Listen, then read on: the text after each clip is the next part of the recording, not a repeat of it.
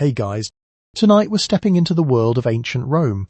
Not the marble-columned, togaed senator version, not the gladiator arenas and the triumphal processions, but the version that starts at 13 years old, smells like garum, and comes with a legal framework that a Roman jurist himself once admitted made absolutely no sense. Not the empire. Not the generals. The women who ran the households those generals came home to, buried the infants they couldn't keep, and navigated a legal code that required a man's signature to do almost anything at all. If you enjoy this kind of quietly devastating, deeply specific history, take a moment to like the video and subscribe, and a huge thank you to one of you for suggesting this topic. I hope the algorithm treats you better than Roman inheritance law treated everyone without a Y chromosome. Drop a comment telling me where you're listening from and what time it is for you. Whatever hour it happens to be, it suits the material. Go ahead and dim the lights, pull the blanket up, maybe turn on a fan for some soft white noise, and tuck your hands in, because Cyrannus of Ephesus specifically asked his midwives to remove their rings before reaching for the baby, which implies someone did not do that more than once. Have you ever wondered what it actually felt like to be a woman inside one of history's most elaborately organized civilizations? What it meant to have rights on paper, and almost none in practice? Why a jurist writing the law could note that female guardianship was pointless, and then leave it entirely in place? Could you survive being legally owned by your father, then your husband, in a system handed to you at 12? What was actually left at the columna lactaria, the column by the vegetable market? And what did a service cost? In the year 40 CE, when the price list was carved into the wall, and the cheapest option was the same as a loaf of bread, congratulations.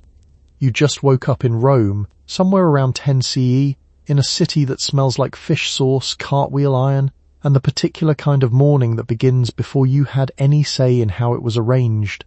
Your stall is already pressed. Someone laid it out before you opened your eyes. The household has been running for an hour, the street outside is already loud with the things that aren't allowed in the daytime, and there's a document on the table that needs your tutor's signature before you can do anything about it. Good luck.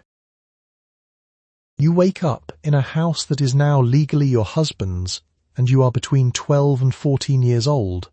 The wedding happened yesterday or the day before. Your father gave you a bride's torch, and a dowry contract, and a piece of advice about how to address your husband's slaves, and then he handed you over.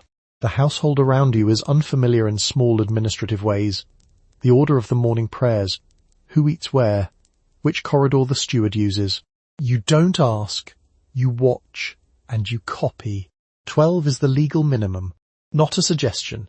The law sets it there because that's the age someone assumed you'd start menstruating, and once that's established, the administrative question of what to do with you is considered answered. Your betrothal probably happened years earlier. You may have been 10.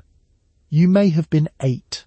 The betrothal wasn't the marriage. It's more like a pre-approval notification, which is basically a mortgage commitment letter, except the collateral is you, and you don't get a copy. The dowry is your father's money, technically. He assembled it, negotiated it, handed it over as part of the contract. It's now your husband's to manage. There's a clause saying it comes back if he dies or if you divorce, but that clause requires litigation to enforce, something called the actio rei uxoriae, which is essentially a Venmo request your father sends that your ex-husband reads, declines, and then never opens again. The dowry sits in the marriage, like a guest who arrived with a lot of luggage and has no immediate plans to leave. Your name is still your father's name, not your husband's. Rome doesn't do that. You're Cornelia, daughter of someone, not wife of someone, which sounds like a small dignity until you learn that you're also still legally under your father's authority for most practical purposes, even now that you've moved across the city. Patria potestas, the father's power. It followed you here. Let's talk about what that means on a Tuesday. You can't authorize a property sale. You can't free a slave. You can't formally accept an inheritance. For any of those, you need a male tutor, a guardian assigned to you specifically for legal transactions, which is basically a co-signer on a credit card, except the co-signer is a man you're related to by blood or appointment, and he never expires, and there's no upgrade path. Gaius, a Roman jurist who wrote the rule down carefully, also noted in writing that the rule made no practical sense. He wrote that the lightness of the female mind was the official justification. Then he admitted, in the same text, that the justification didn't hold up. The rule remained. The rule had excellent structural integrity, regardless of its logic.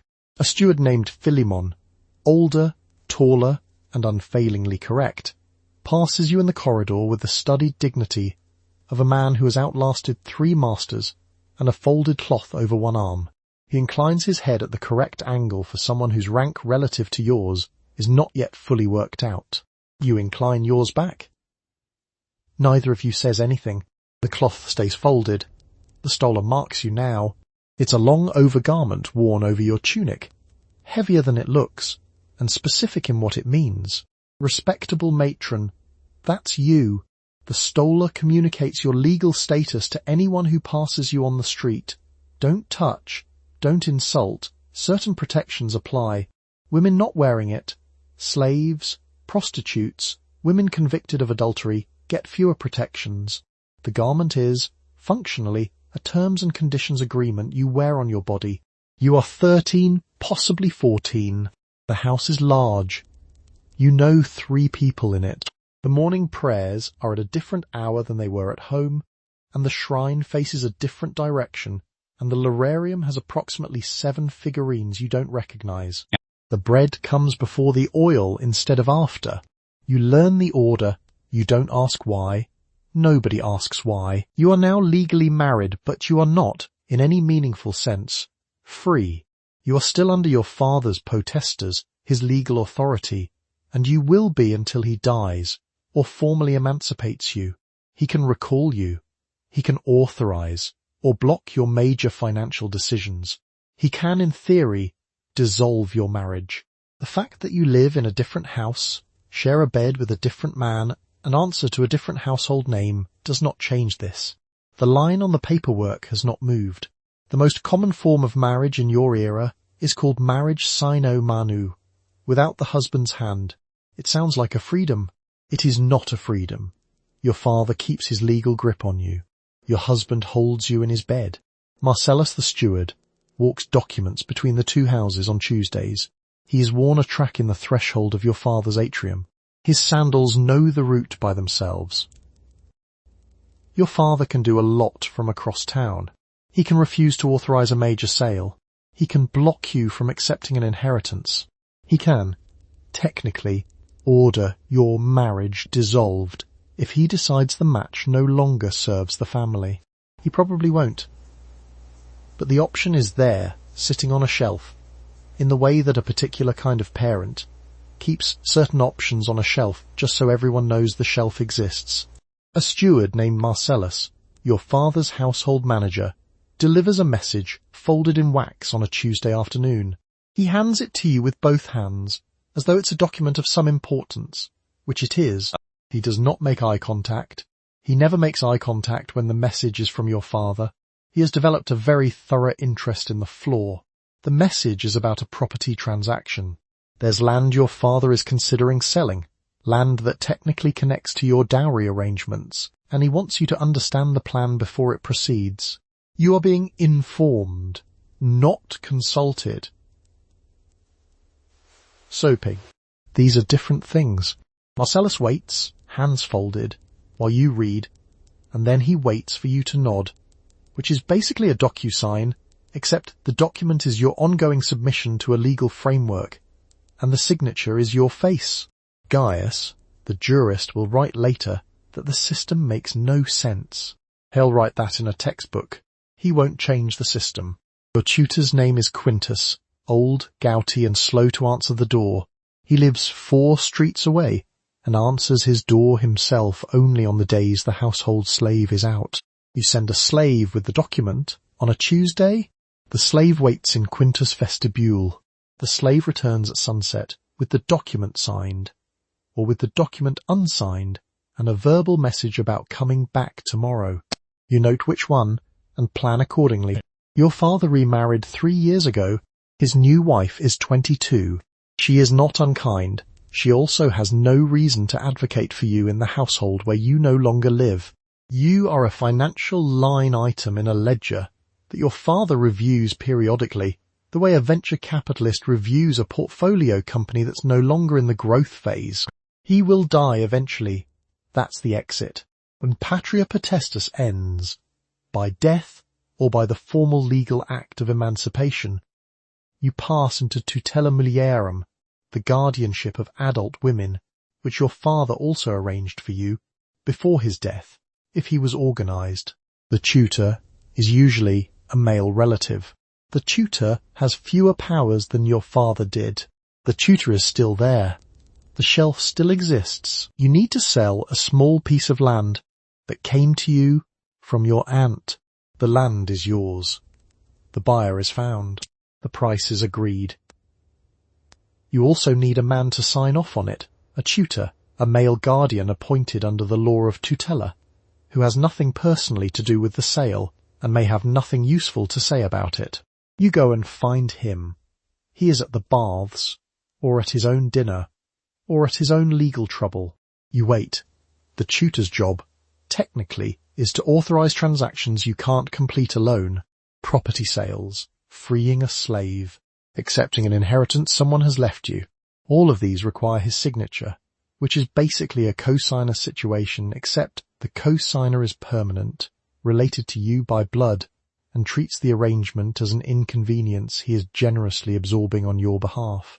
The jurist Gaius, writing in the 2nd century CE, explains why this system exists. His explanation is that women suffer from levitas animi, lightness of mind, and therefore require male supervision to avoid making impulsive legal decisions. He then immediately notes that this reasoning makes no sense, because women handle their own affairs perfectly well in practice, and the tutors mostly just show up to sign things they've had no hand in arranging. Gaius wrote this down in the official legal commentary. The contradiction did not stop anyone from continuing the practice. Marcellus, your tutor, arrives at your house mid-morning. He is patient, polished, and visibly uninterested. He has the posture of a man doing you a favour he didn't agree to. He sits. He looks at the documents. He asks one question about the buyer's family, a question he already knows the answer to, and then he signs. He is gone in the time it takes to drink half a cup of wine. The frustrating part isn't that he refused. He didn't. The frustrating part is that he could have. If Marcellus had decided, for any reason or no reason, that he'd rather not authorize this particular sale today, you'd have no recourse beyond waiting for him to change his mind, or petitioning the praetor to appoint a different tutor, a process that takes longer than finding a new buyer entirely. The system doesn't require him to be obstructive, it just requires him to exist.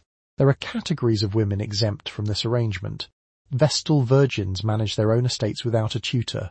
The Vestals are, by law, free of patria potestas and tutela both, which makes them the most legally autonomous women in Rome, a status they earned by committing to 30 years of celibacy in service of an eternal flame. The paperwork trade-off is clear. The Lex Papia Poppaea of 9 CE offers another exit. Bear 3 children, and you earn the ius liberorum, the right of children, which frees you from tutela entirely. 4 children if you're a freed woman. It's basically the loyalty card at a coffee shop you don't even like, except the punches are pregnancies and the free drink is the right to sell your own land without tracking down Marcellus. Empress Livia held the ius liberorum. She ran papyrus plantations in Egypt and brick kilns across Italy, her name stamped into the clay, still being dug up by archaeologists who find it under the foundations of buildings that outlasted everyone involved.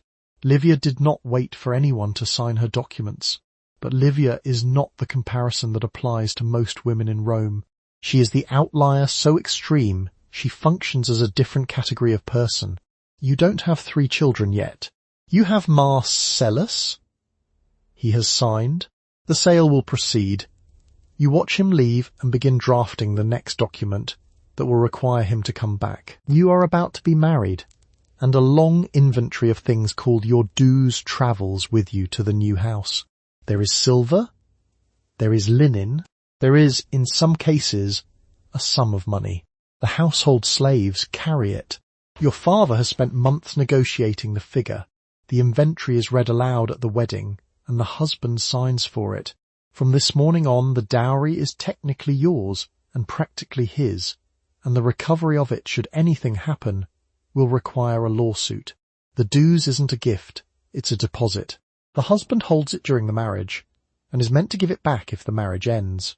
Whether he actually gives it back is a separate question. Your father retains a lawyer named Polio. Polio meets your father in the atrium on a Wednesday, with the calm certainty of a man billing by the hour, a wax tablet, and a measured tone. The other side has hired Tertius. Tertius is also measured. Both men are paid. The case takes years, which is basically a Venmo request that the other party reads, declines, and never opens again. Except the stakes are your entire financial existence, and the timeline is your father's lifespan. Cicero spent years pursuing Tullius' dowry after her divorce from Dolabella. Dolabella had the money. Dolabella also had debts, a legal team, and absolutely no urgency about the matter. Tullia died in 45 BCE, in childbirth, before it was resolved. The dues outlived her. Cicero kept litigating. The money had its own schedule, and that schedule did not consult anyone's grief. The husband can't keep the full dowry on divorce, not legally, but the law has carve-outs. He can retain a fraction for each child who stays with him, which they all do, because children belong to his family. He can retain a portion if the divorce was your fault. The form lists several grounds. Adultery is at the top, but fault is determined by him, argued by men, and decided by more men. So the practical and theoretical versions of this process look quite different from each other. Augustus, who had opinions about everything, formalized this with the Lex Iulia de Adulterius in 18 BCE. Female adultery became a criminal matter, prosecutable, exile-eligible. The husband who failed to divorce his adulterous wife could be charged with lenocinium, pimping. The law required him to act. A household slave named Hermes hears the new statute read in the forum on the day it passes, and brings it back as gossip before sundown. He delivers it to the kitchen. The kitchen delivers it to you. A freed woman named Eumachia, wealthy enough to build the largest structure in Pompeius Forum at her own expense, dedicated it to concordia and pietas, harmony and duty. She put her name on the building. Her name is still there. She had no husband whose name needed to go first. Her dos, if she had one, was hers to manage, because wealth and the right connections could make the legal machinery move in your direction. Not reliably, not easily, but it moved. Most women weren't Eumache. Most women watched a household slave carry the inventory through a doorway, heard the list read aloud, and understood that the silver and the linen and the money were now doing something called being managed, and the management was happening in the next room, by someone else on your behalf. The lawyer Marcus sets down his stylus and rolls the tablet closed with the mild efficiency of a man who has done this before and will do it again. He doesn't make eye contact. The consultation is complete. The debt is still yours in name. The rest is negotiable, which is another word for gone. You wake up on your first morning as the new wife, and you do not yet know who outranks whom in this house. The steward is older than you and runs the daily operations. The slave woman who manages the kitchen has been here for 15 years. Both of them know how things are done. You are nominally the mistress of the household.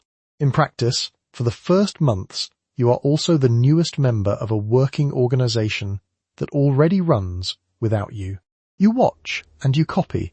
The steward's name is Philemon. He moves through the house with the quiet authority of someone who survived 3 regime changes and doesn't expect this one to be different. He holds the keys to the storeroom on a ring that makes a specific sound when he walks. The keys aren't keys. They're a clock. You learn to recognize the sound before you learn his face. He hands you nothing you didn't ask for and asks your permission before spending anything above a small threshold, which is polite and also slightly theatrical because he already knows the answer. The kitchen is Thalia's domain. She doesn't look up when you enter. She is thorough, exact, and quietly pessimistic about your ability to do any of this without her. She's been managing the grain allocation, the oil measures, and the menu rotation for longer than your marriage has existed, and her eyes track the quantity of imported garum left in the jar the way a bank manager tracks an outstanding loan. You suggest something for the evening meal. She doesn't say no. She says she'll see what's available. The thing you suggested is not available. What you actually manage is the wool work, assigning it, overseeing it, keeping an accounting of what's been spun and woven and what hasn't. This isn't symbolic. Wool production runs through every Roman household that can afford it, and tracking the output is a real job with real numbers. The loom sits in a prominent room because visible wool work signals that this is a serious, well-ordered house. It's basically a TripAdvisor review made of fibre, and yours had better be good.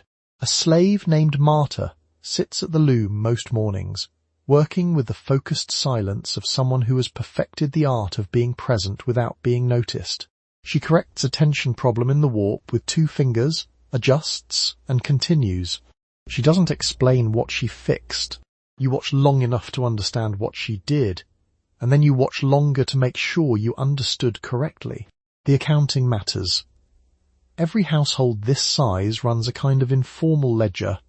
Oil in, grain in, amphorae of wine from the estate or the market, shrinkage noted, spoilage noted, what went to the slaves' rations, and what went to the table. You are expected to know these numbers. Your mother-in-law knew them. Her mother knew them. The woman who doesn't know them is a woman whose husband notices, eventually, that something is wrong with the household he's funding. Meanwhile, the house itself has strong opinions about how it should be run. The storeroom door sticks in damp weather and requires a specific angle of force that Philemon demonstrates once and never demonstrates again. The courtyard drain backs up when it rains, and has done so by all accounts since the reign of Augustus. The bread oven runs hot on the left side. None of this is written down anywhere.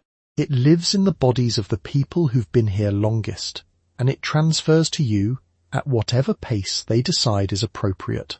It takes weeks. Philemon adjusts slightly after the first month, not warmer, just less ceremonial about asking permission.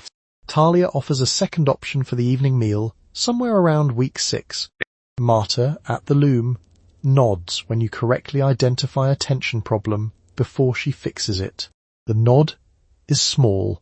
It means something. You are pregnant for the first time, probably within the first year of marriage. There is no calendar of how this is supposed to feel. There is no doctor who specializes in this. There is a midwife in your district, whose name your mother-in-law gave you, and there are some herbal teas and some general advice about not lifting heavy things. There is also a number, which nobody states out loud, about how many women your age, in your part of the city, did not survive a delivery this year. The midwife's name is something like Salvia. She is short, brisk, and visibly unbothered by the 4 men currently overhearing this from the next room. She arrives wearing silver rings on 3 fingers, and you will later learn that the physician Soranus of Ephesus, the most respected voice in Roman obstetrics, specifically instructs midwives to remove their rings before reaching for the baby, to avoid lacerating the mother. Salvia has not read Soranus. Salvia has been doing this with the patience of an actuary since before you were born, which is either reassuring or not, depending on how closely you're paying attention. Soranus also recommends a wooden birthing stool, warm olive oil compresses, 4 strong women to hold the patient. The 4 strong women are not metaphorical. You are going to need all 4 of them, and they are going to need to be actually strong, and nobody in the room will have anything resembling modern anesthesia. This is basically a TED Talk about pain management, except the TED Talk is 2,000 years old, and the stage is your bedroom floor. The number, the one nobody says out loud, is somewhere between 10 and 20 deaths per 1,000 births. That is not a small number when the 1,000 includes everyone you know. You have been to the funeral of at least one woman from your neighbourhood in the last 2 years. You know what it was attributed to. You didn't ask follow-up questions. Talia stops by your doorway one morning and sets down a small clay cup without comment. It smells like fennel and something you can't identify. She doesn't explain it. She just sets it down and leaves the way she came, which is the household's version of a referral from a specialist. The pregnancy itself is its own administrative system. Your husband's family has opinions. Your own mother has opinions. The opinions do not always agree. There's a particular debate about whether you should remain active or rest, which has been ongoing since at least the 2nd century BCE, and will not be resolved in your case specifically. You rest, then you don't rest. The debate continues without you. Roughly 30 to 40% of Roman children don't survive to age 5. You know this, the way you know about the drain in the courtyard, not as a statistic, but as a recurring fact with a face on it. Most women your age have already buried something small. The grief is not announced.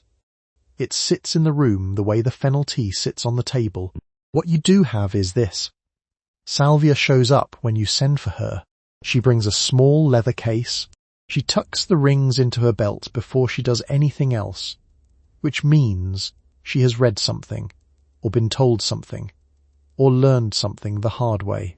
She sets a stool behind you with the confidence of someone who has placed that stool in approximately this position, in approximately this kind of room, for 30 years. The stool has opinions about your posture. You adjust.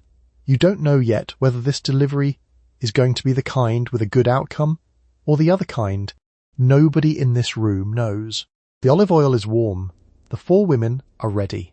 Salvia's rings are off, tucked against her hip.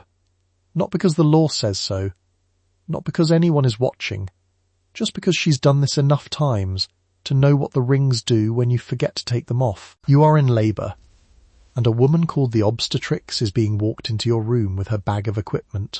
She has done this many times. She has, depending on your money, either read parts of a Greek medical text or learned everything from her mother and her mother's mother. She brings olive oil, a small wooden stool, and a length of clean linen. She brings her hands, which she has, in accordance with one specific written medical instruction, removed her rings from. The instruction exists because of repeated incidents. The stool is small and curved, with a crescent-shaped opening in the seat. You sit on it when the time comes. Upright, which Soranus of Ephesus has opinions about, he considers the reclined position less effective and says so in writing, in a text that some obstetresses have read and some haven't. You don't know which kind you've got until you're already on the stool. 4 women hold you. This is standard, not punishment, not ceremony, just the practical reality that a body in active labour tends to move in directions that don't help anyone, and 4 pairs of hands are the recommended minimum for keeping things organised. It's the equivalent of a CrossFit spotter, except the stakes are considerably higher and nobody is going to congratulate you afterward with a whiteboard. The obstetrix presses warm olive oil along the places that need to give way. She has a compress. She talks, or she doesn't. That depends on the woman, the training, the room. Some are quiet and methodical, working the way a carpenter works, measuring twice and cutting once.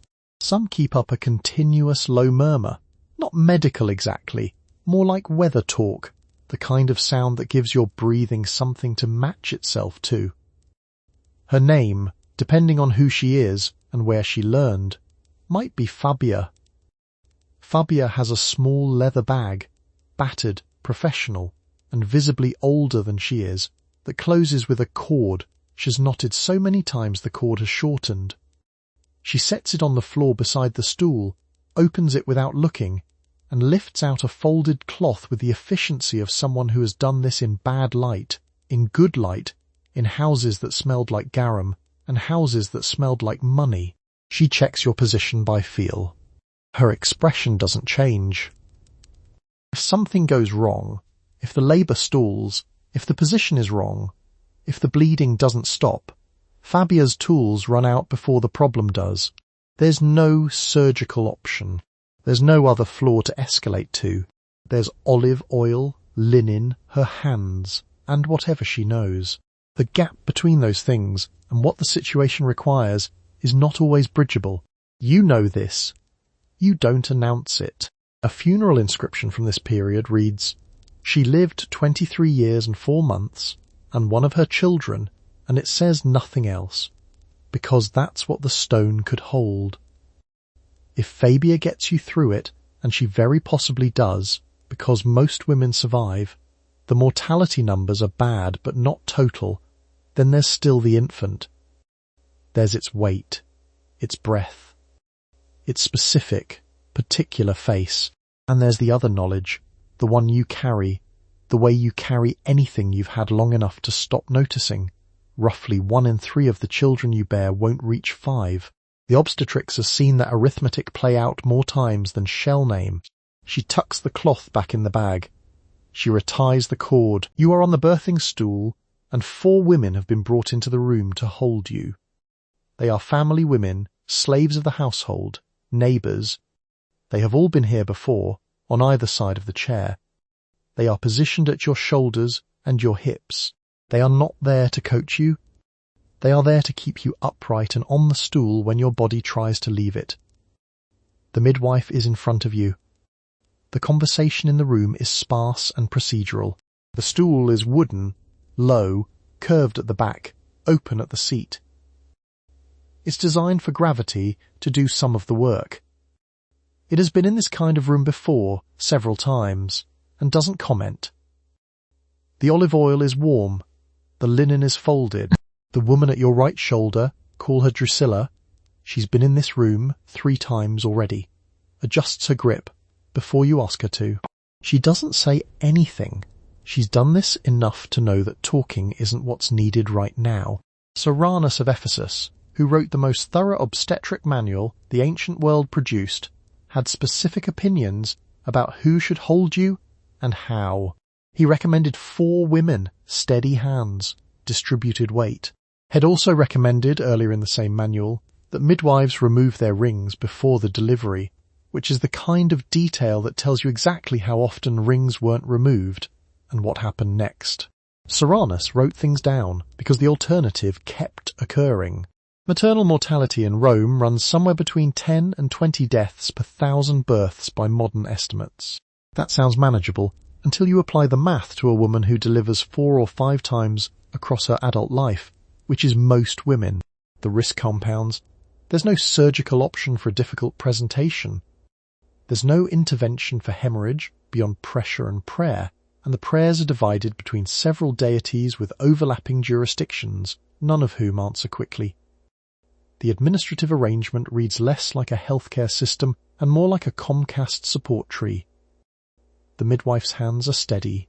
She is watching your face more than she's watching anything else, because your face will tell her what she needs to know before you can say it. She has warm oil and clean linen, and the 4 women and her own accumulated knowledge, which is considerable. That's the whole inventory. It's not the Mayo Clinic. It's also not nothing. Drusilla tightens her grip at your shoulder. The woman at your left hip shifts her weight. The room is warm.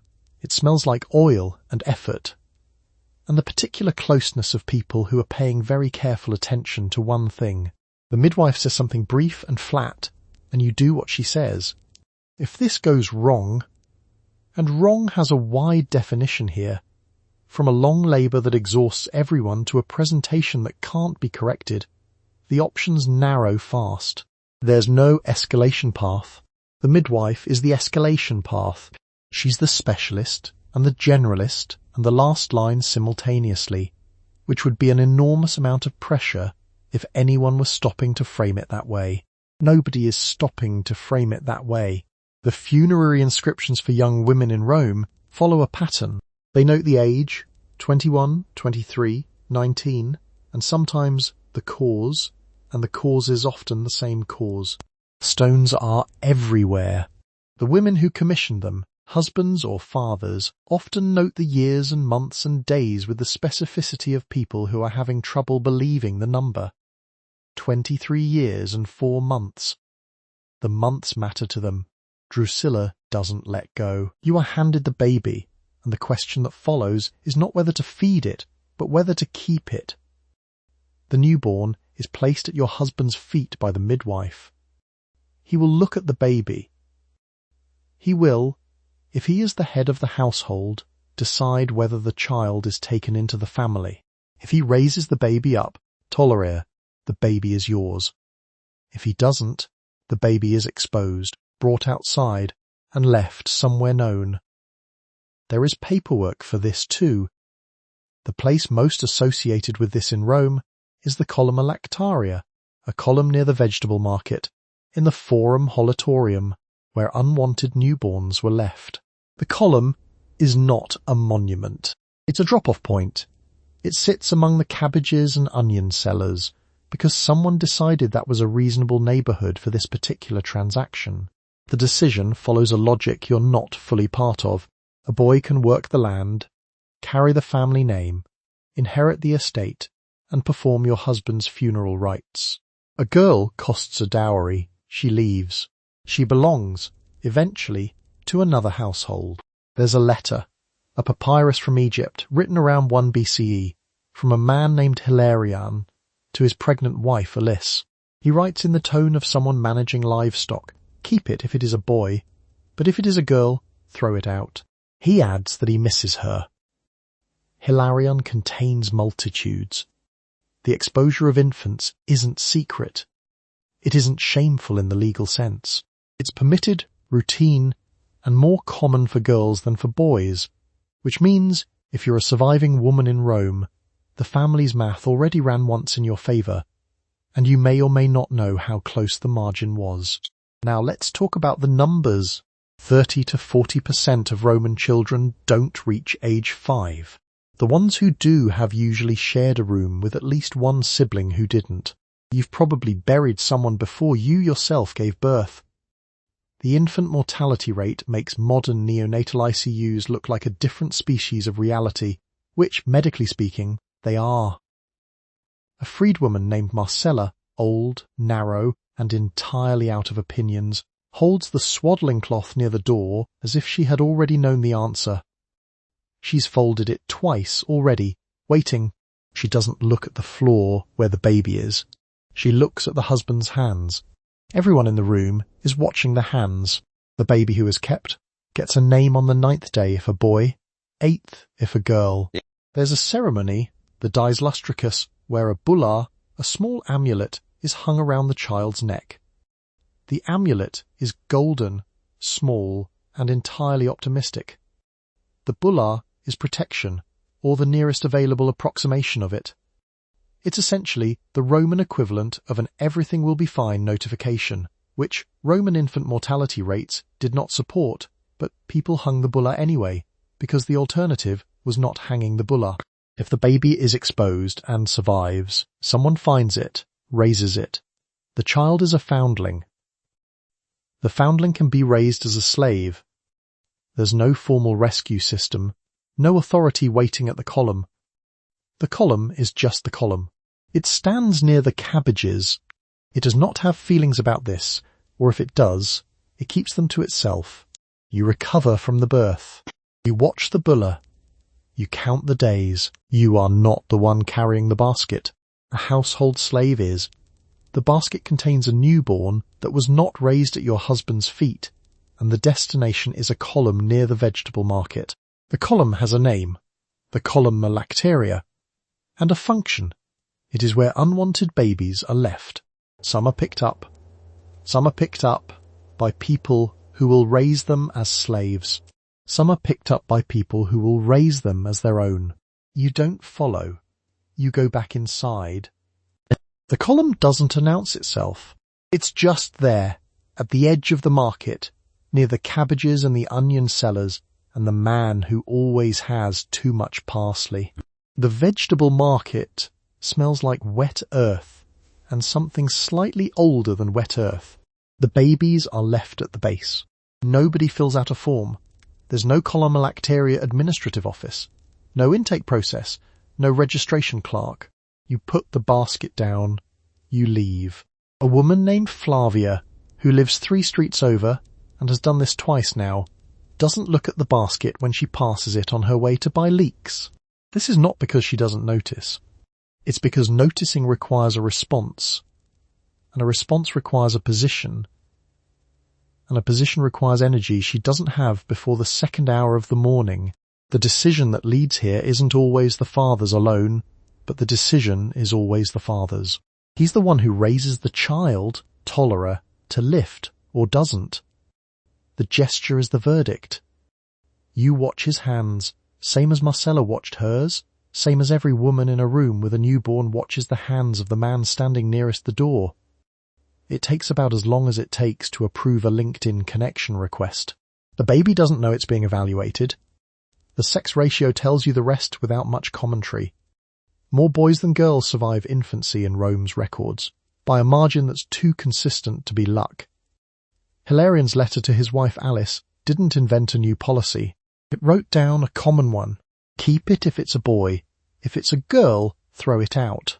The letter is business-like the way a Costco receipt is business-like. Items, instructions, no second page. What happens to the ones who are picked up is a separate story. Some get raised in households as veneer, homeborn slaves, which is basically the TripAdvisor rating system except the reviews are lifelong and involuntary. Some get raised as genuine children by couples who couldn't conceive. The column doesn't sort.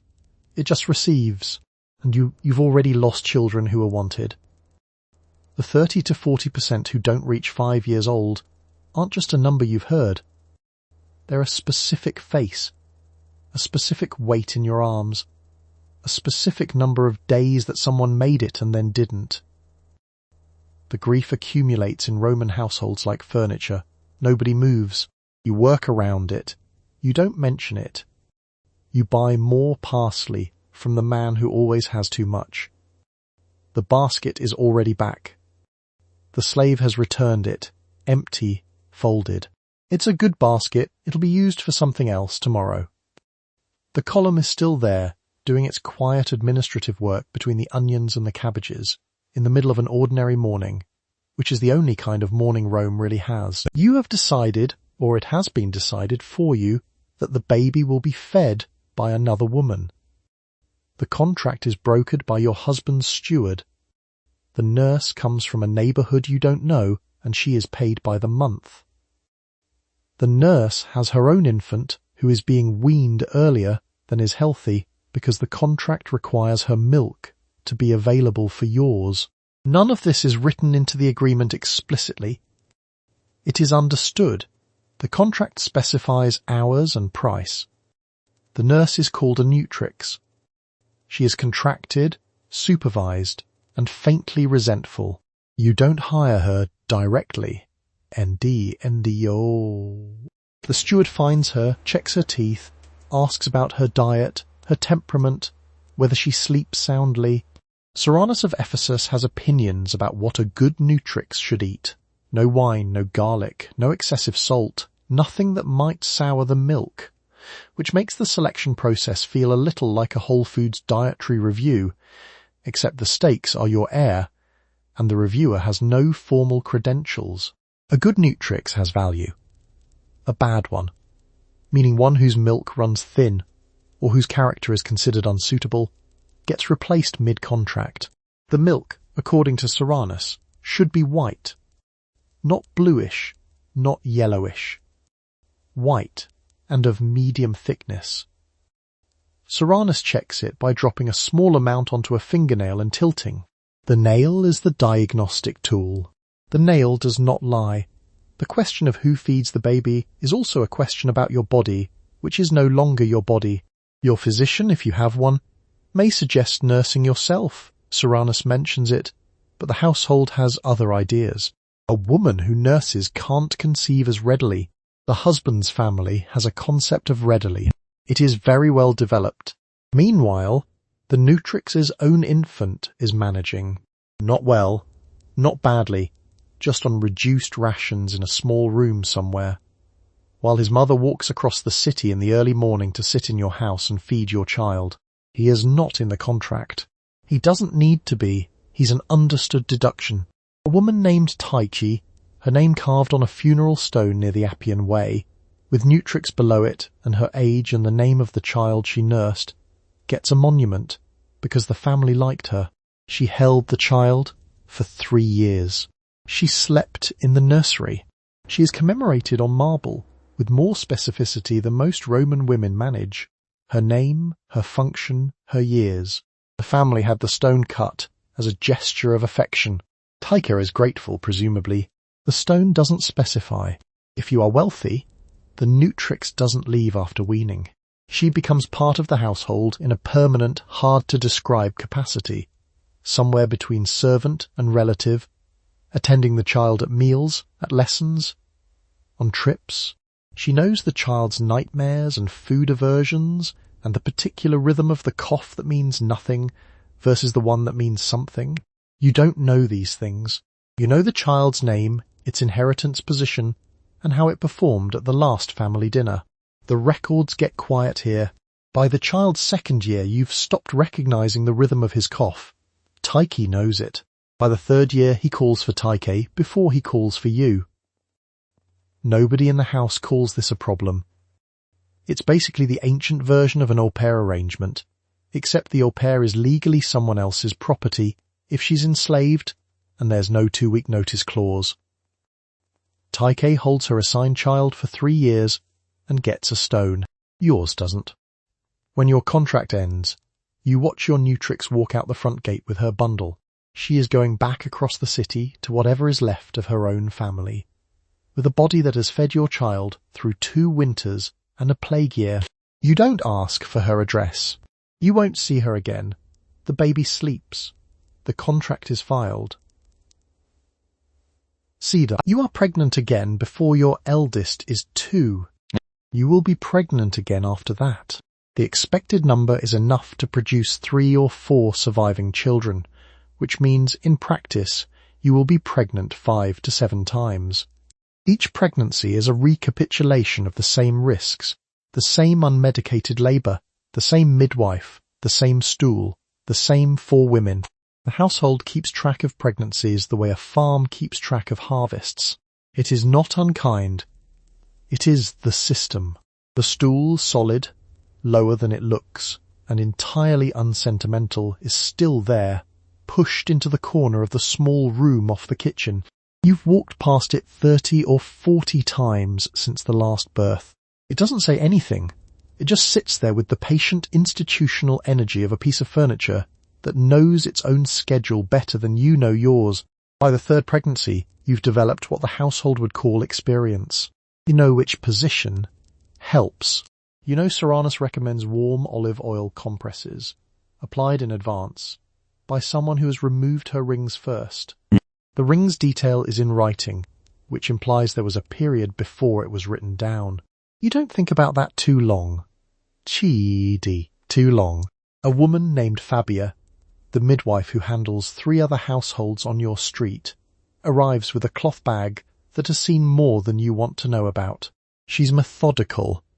She checks her hands twice. She tells the 4 women where to stand, and they go, which is how you know she's done this enough times that no one argues anymore. There's a comfort in that. Not a large comfort, but present. The 4 women are the obstetric infrastructure. No anesthesia exists that would help. No surgical option exists that anyone would survive. What exists is the stool, the oil, the 4 sets of hands, and the collective determination of everyone in the room to get through it. It's basically a CrossFit class, except the stakes are considerably less optional, and Fabia isn't going to clap for you at the end. The gap between pregnancies is not guaranteed. It depends on nursing duration, which slows ovulation, which is also why some households rush the wet nurse contract, and why Titch's arrival on the doorstep with her own infant wrapped in linen means something more than just milk supply. The math is unspoken, but understood. Roughly 30 to 40% of Roman children don't reach 5. You know this, the way you know the price of grain, not as tragedy, as background. Your second child made it past the fever in his third winter. Your first daughter didn't. She's on the stone, in the small garden alcove, her name and months carved by a man who charged by the letter and still did the full number. 3 months? 8 months? A year and 4 days. The funerary inscriptions are precise about this. 23 years and 4 months. 14 years, 2 months, 11 days. Roman grief has very good handwriting. And the pregnancies continue. 5th is harder than 4th. Your body has opinions it didn't have at 17. The stool creaks in a new place. Fabia notes something quietly to the attending woman and doesn't repeat it to you, which is a kindness of a very specific kind, the kind that knows what you can use and what you can't. She's the Yelp review you never get to read. What you get instead is, through it, another child. Another name on the tally the household maintains alongside the grain inventory and the lamp oil and the quarterly accounts. Your tutor's signature still has to authorise. The baby is placed in the Nutrix arms. The stool goes back to its corner. The household resumes. It does not pause to mark the occasion. It never did. You are dressed by a slave in a long overgarment that hangs to the ankle, called the stola. The stola is the visible legal proof that you are a respectable matron. It tells the men in the street that you are protected by certain laws against insult and against contact. It also tells you what you are not. You are not a slave. You are not a freedwoman in the wool trade. You are not a woman convicted of adultery. The garment is a permit. You wear it correctly. The stola doesn't do this alone. Under it goes the tunica, the underdress. Over it, when you go out, goes the palla, a draped cloth you can pull across your face when the street becomes a lot. The full ensemble is heavy, layered and quietly authoritative. A 4-pound legal document you wear from collarbone to ankle. There are exactly 3 valid configurations of the palla, and you've worn 2. It's the ancient Roman equivalent of a verified checkmark, except it weighs 4 pounds and requires a slave to arrange properly. Now let's talk about who doesn't wear it. Slaves don't wear the stola. Freed women engaged in retail trades don't wear it. Women convicted of adultery under Augustus Lex the Furiae don't wear it anymore. That status is revoked. A woman who prostitutes herself even once for money can't recover matron status, and Ulpian's ruling on this is very clear and takes up quite a lot of parchment. The list of women who've lost the stola is not short. The list of reasons is not especially complicated. Prostitutes wear the toga. The toga, the same wool garment senators wear to argue cases in the forum, the same garment your father wears when he wants to signal his civic weight, is worn by prostitutes as a legal marker of their availability. The Senate did not consult anyone before making the rule. The Senate rarely does. A maid named Drusilla helps you with the shoulder fastening with the practised fingers of a woman who could do this in her sleep. She's been pinning this spot since your old stola tore at the hem and you had the new one fitted. She does it without looking up, 2 fingers finding the pin by feel, like she could do it in a different room entirely. She probably could. The brooch clicks. You're legal. Out on the street, the stola's message is received. There are laws, not always enforced, not always useful, but technically existing, that make it an offence to follow a matron too closely, to address her with obscene language, to touch her without cause.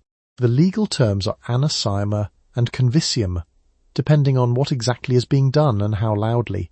A man on the next corner shouts something at you anyway. He has weighed the law and decided in favour of his appetite. He moves on. So do you. And yet the protection is calibrated carefully to the garment.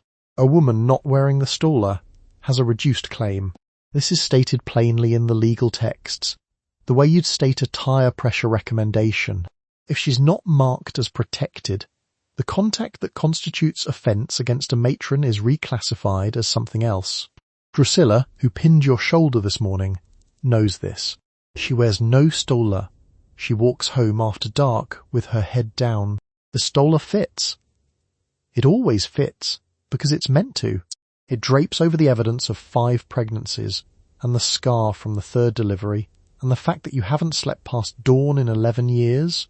It covers all of that in 4 pounds of respectable wool, and tells the street exactly one thing about you. The street accepts this. You walk forward, you leave the house on foot, accompanied by an escort, a slave or a household woman, or at the very least a child. You do not walk alone. A respectable woman walking unescorted reads, to passing strangers, as a slave, a working woman, or a woman of compromised reputation, all of which carry their own legal consequences. The escort is not for safety in the modern sense. The escort is documentation. You are walking with someone because being walked with is the legal position you are required to occupy. The street itself has opinions about your presence.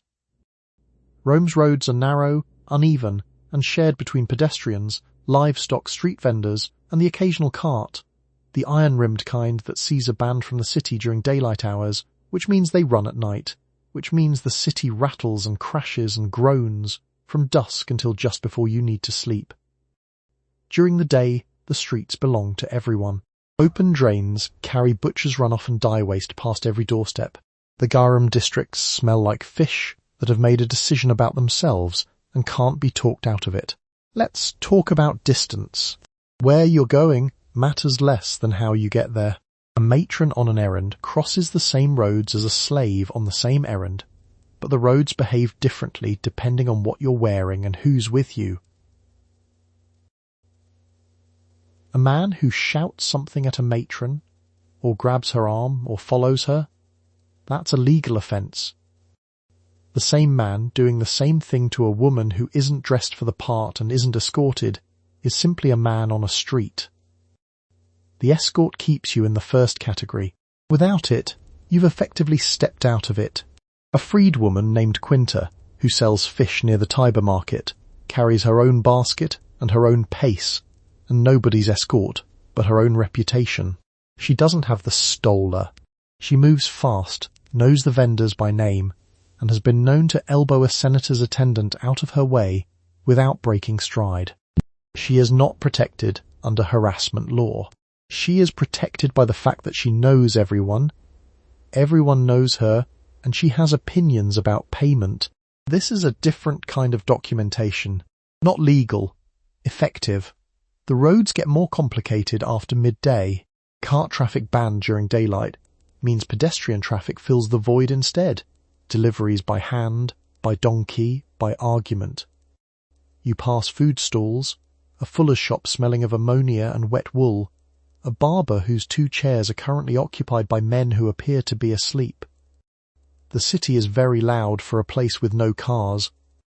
It's basically the same sensory profile as a Times Square construction site, but with less signage and more goats. Now, the spatial math. You can move through Rome. You can run a household errand, visit a temple, attend a friend's wedding or funeral. You're not confined. But each movement has a framing requirement that follows you, which means part of what you're managing every time you leave is perception. You walk at the correct pace, not hurried, which reads as frightened or fleeing, not leisurely, which reads as available. There is a correct matron's pace. It's somewhere between purposeful and composed. Of tea, Pierre. The pace is the escort's partner. The escort is walking just behind you, or just beside you, depending on the relative rank of everyone involved and whether the road is wide enough. There's no formal written rule about the geometry of the escort formation. There doesn't need to be. Everyone already knows it. The street operates on a social grammar that's been spoken so long it no longer sounds like language. You just move correctly. Or you don't, and the difference is whether you get home and nothing happened. You are being carried through the city in a curtained wooden box on the shoulders of 4 slaves, because the alternative, walking through the streets, is no longer practical for a woman of your status. The litter is rented or owned by the household. The carriers are paid or owned. The curtains are drawn. Inside, you are upright on a small cushion, travelling at the speed of 4 men's walking pace. You can hear the city. You can't see most of it. You arrive at the temple as scheduled. The litter has a name in Latin, lectica. It's not quite a chair, and not quite a room. It's a curtained social declaration travelling at a moderate pace through a city that is mostly ignoring it. The cushion is firm. The wooden frame creaks when the carriers turn corners. You've learned not to hold anything breakable. Outside the curtain, not the streets you walked yesterday, because you didn't walk yesterday. The street outside is cobbled and sloped and occupied by carts that are legally required to stay out of the main thoroughfares until dusk, which means that right now, in the middle of the afternoon, it's mostly feet, foot traffic. Delivery men with amphorae on their backs. A fuller's assistant who smells powerfully of the fermented urine his shop uses to whiten wool. The smells don't stay outside the curtain. They don't know about the curtain.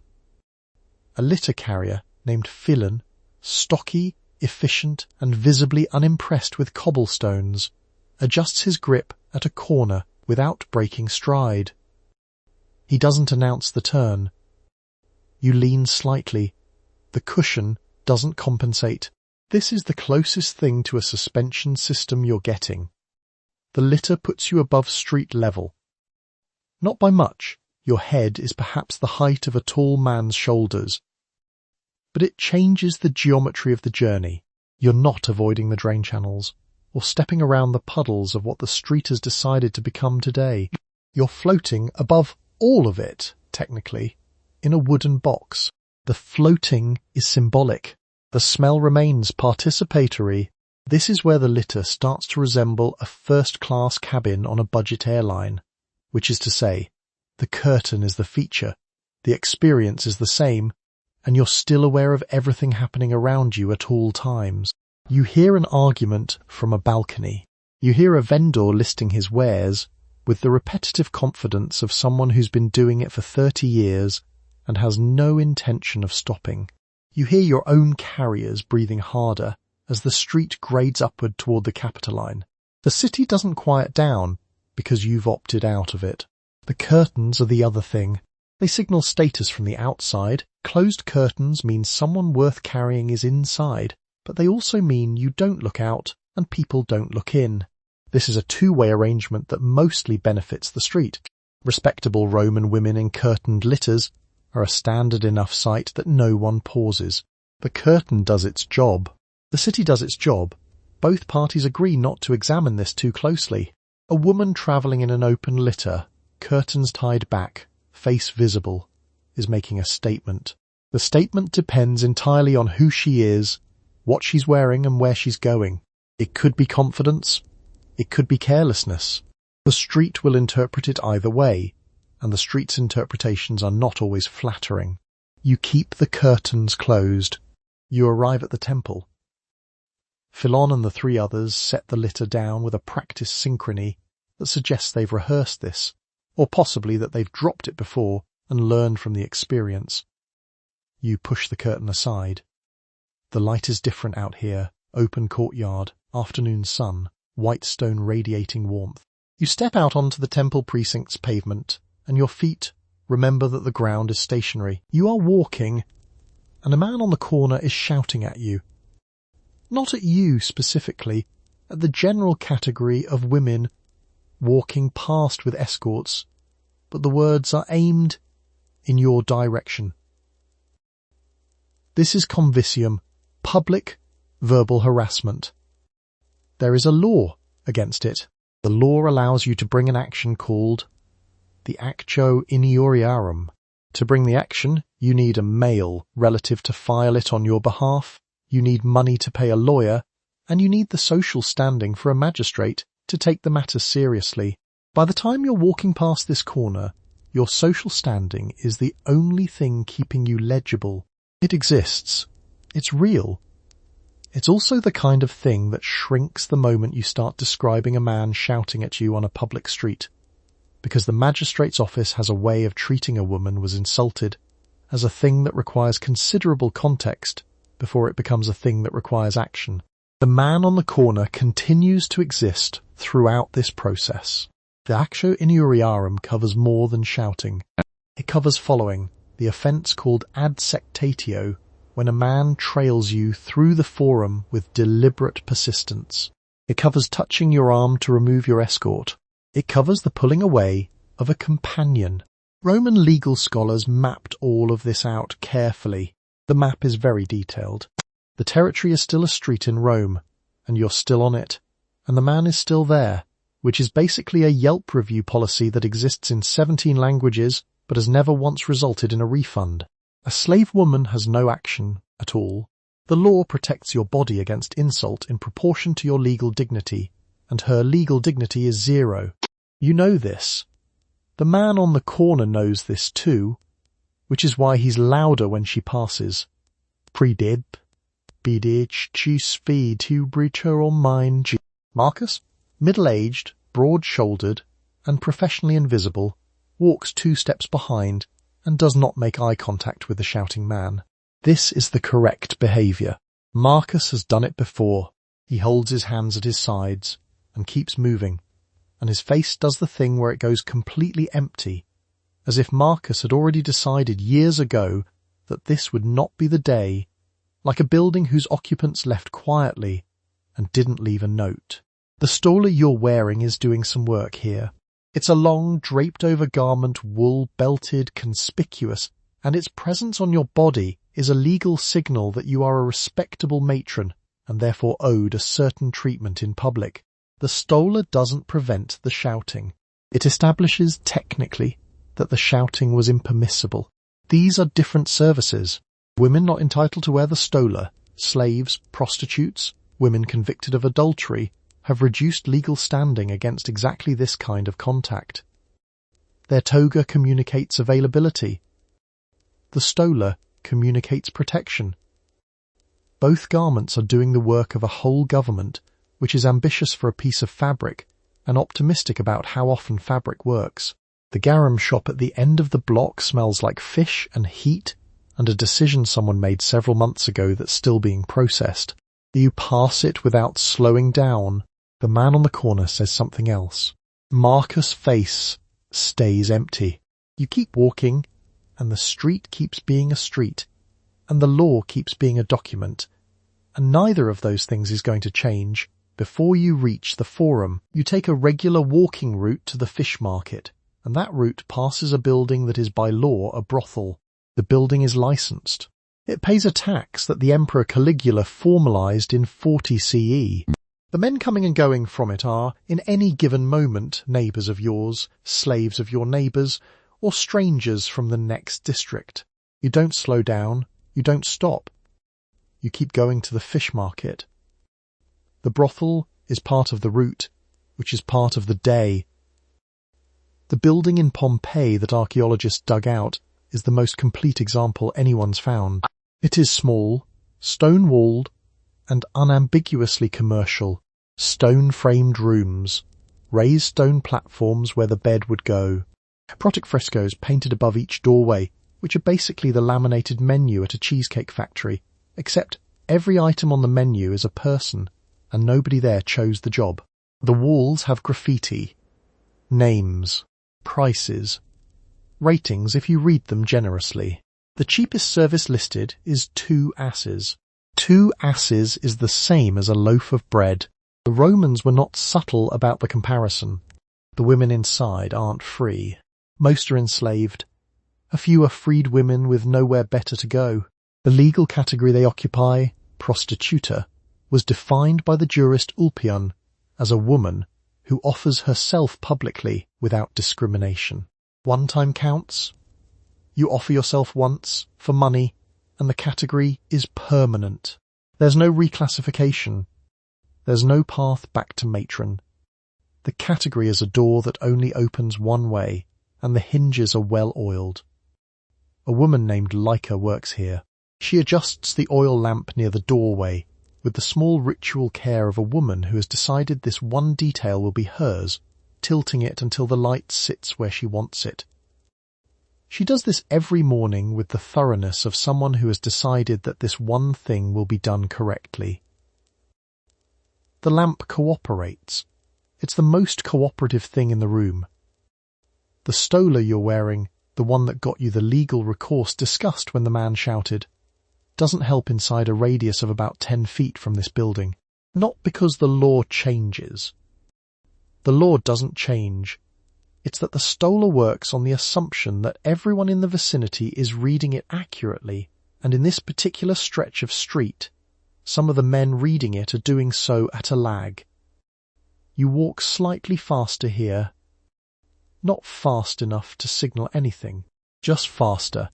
The toga worn by prostitutes is the same garment worn by senators. Same fabric, roughly. Same shape. The senator wears his to argue a case in the forum at midday. The woman 2 doorways down wears hers in the doorway by sundown. The garment doesn't sort itself. Nobody asks it to. None of the revenue from the brothel tax goes anywhere near the women generating it. The tax goes to the state. Caligula needed money. Caligula always needed money. And the lupanar was an existing cash flow that hadn't been formally tapped. The formalization wasn't about the women. The women weren't part of the accounting at all. They were the building. You reach the fish market. The smell here is different from the brothel district, which had its own particular mixture of cheap oil, stone dust and garum from the stall 3 doors down. The fish market smells like the fish market. Aggressive. Immediate. Present in a way that leaves no room for thinking about anything else, which is, honestly, a relief. You buy what you came for. The fishmonger, a woman named Dorcas, broad-shouldered, with a knife she keeps on her left side, wraps your purchase without looking up. She's been here since before the light was good. Shall be here after it's gone. The fish don't care what time it is, and neither does she. You are a slave who lives and works in the Lupana 2 streets from the matron's house. You sleep in the room you work in. You are owned by the man who owns the building, who also owns the wine shop next door. The price for your services is decided by him and written on the wall above your doorway. The clients are tracked by graffiti. There is no version of this work that you have agreed to. There is no point in the day at which the door is closed. The room is small, stone-walled and minimally furnished. A raised stone platform with a thin mattress on it, because the owner is not extravagant, but he is not completely indifferent to repeat business. Above the doorway, there's a fresco. The fresco has been there longer than you have. It faces outward, toward the street, advertising a service you provide and a price you didn't set. It is the kind of fresco that doesn't comment on whoever happens to be underneath it. The fresco doesn't ask how you're doing. It has never asked. The graffiti on the wall outside lists names. Some of them are yours, the name the owner uses, which is not the name you were born with. There are reviews, not structured ones, but the functional equivalent of a Yelp page where every reviewer is anonymous, every rating is permanent, and the subject does not get a profile to respond from. The adjective is not always flattering. Nobody consulted you on the adjective. A man named Festus appears 3 times in the first 2 weeks of March, if the scratched tallies mean what they seem to mean. Festus does not leave a tip. Festus does not acknowledge that you have a name. Festus leaves, walks 4 blocks home to his wife, and is back by sundown. The wife is unaware. Festus is consistent. The 2 ask price, the same as a loaf of bread, established by the owner, recorded on the wall, confirmed by Caligula's tax structure, is the floor. There are higher prices for other women in other rooms. The fresco above each doorway may function as the menu, which makes the whole building the cheesecake factory of Roman street life, except the laminated pages have feelings about you, and nobody asks if you'd like to start with drinks. Cyrannus of Ephesus, who wrote carefully about women's bodies and told midwives to remove their rings before delivery, did not write carefully about women in the lupanar. The medical literature has opinions about matrons. It has a different category of silence for you. You exist in the legal record as a category, not a person. Ulpian defined you in writing. The definition is complete. The definition doesn't include anything about the mattress, the stone platform, or whether it's cold in January. You don't own anything. You can't own anything.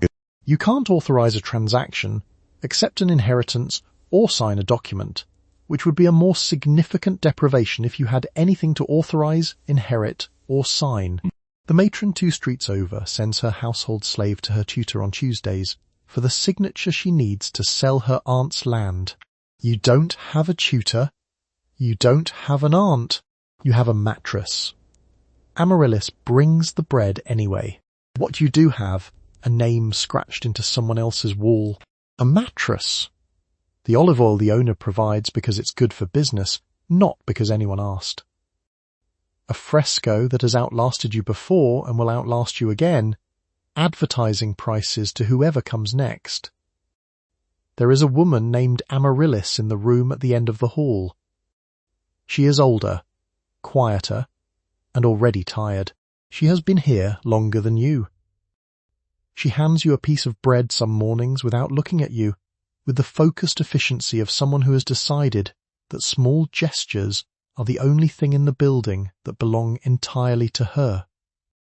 She doesn't explain the gesture. You don't ask her to. You are not a senator. You are wearing the toga because the law requires you to. You are a prostitute or a woman convicted of adultery, and the same garment that signifies male civic dignity is being used, in your case, as a marker of your legal status. The garment is not optional.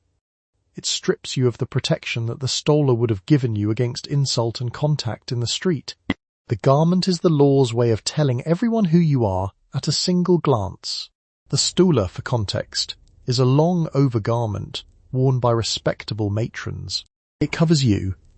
It also, legally, covers you.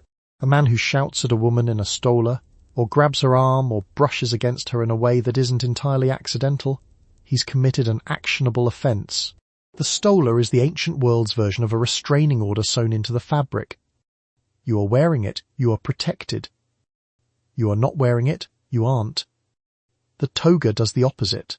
The fabric is heavy, woolen, and aggressively neutral about who happens to be wearing it. It announces that you have no such protection. Anyone who insults you on the street isn't insulting you. Legally, he's doing nothing at all. The garment is not just clothing. It's a sign posted on your body that reads, "No consequences here." The jurist Ulpian worked this out very carefully. A woman who offers herself publicly, without discrimination, is a prostitute under Roman law. One incident is enough. You charge money once, you wear the toga from now on, and the stola is no longer available to you for the rest of your life. There is no restoration process. There's no appeal. The classification is the kind of permanent that a DMV record only wishes it could achieve. A magistrate named Cornelius, who appears in a legal commentary, apparently asked what happened when a woman was coerced into prostitution against her will. The answer, as far as the record shows, is that the law didn't really have a category for that. The toga went on, regardless.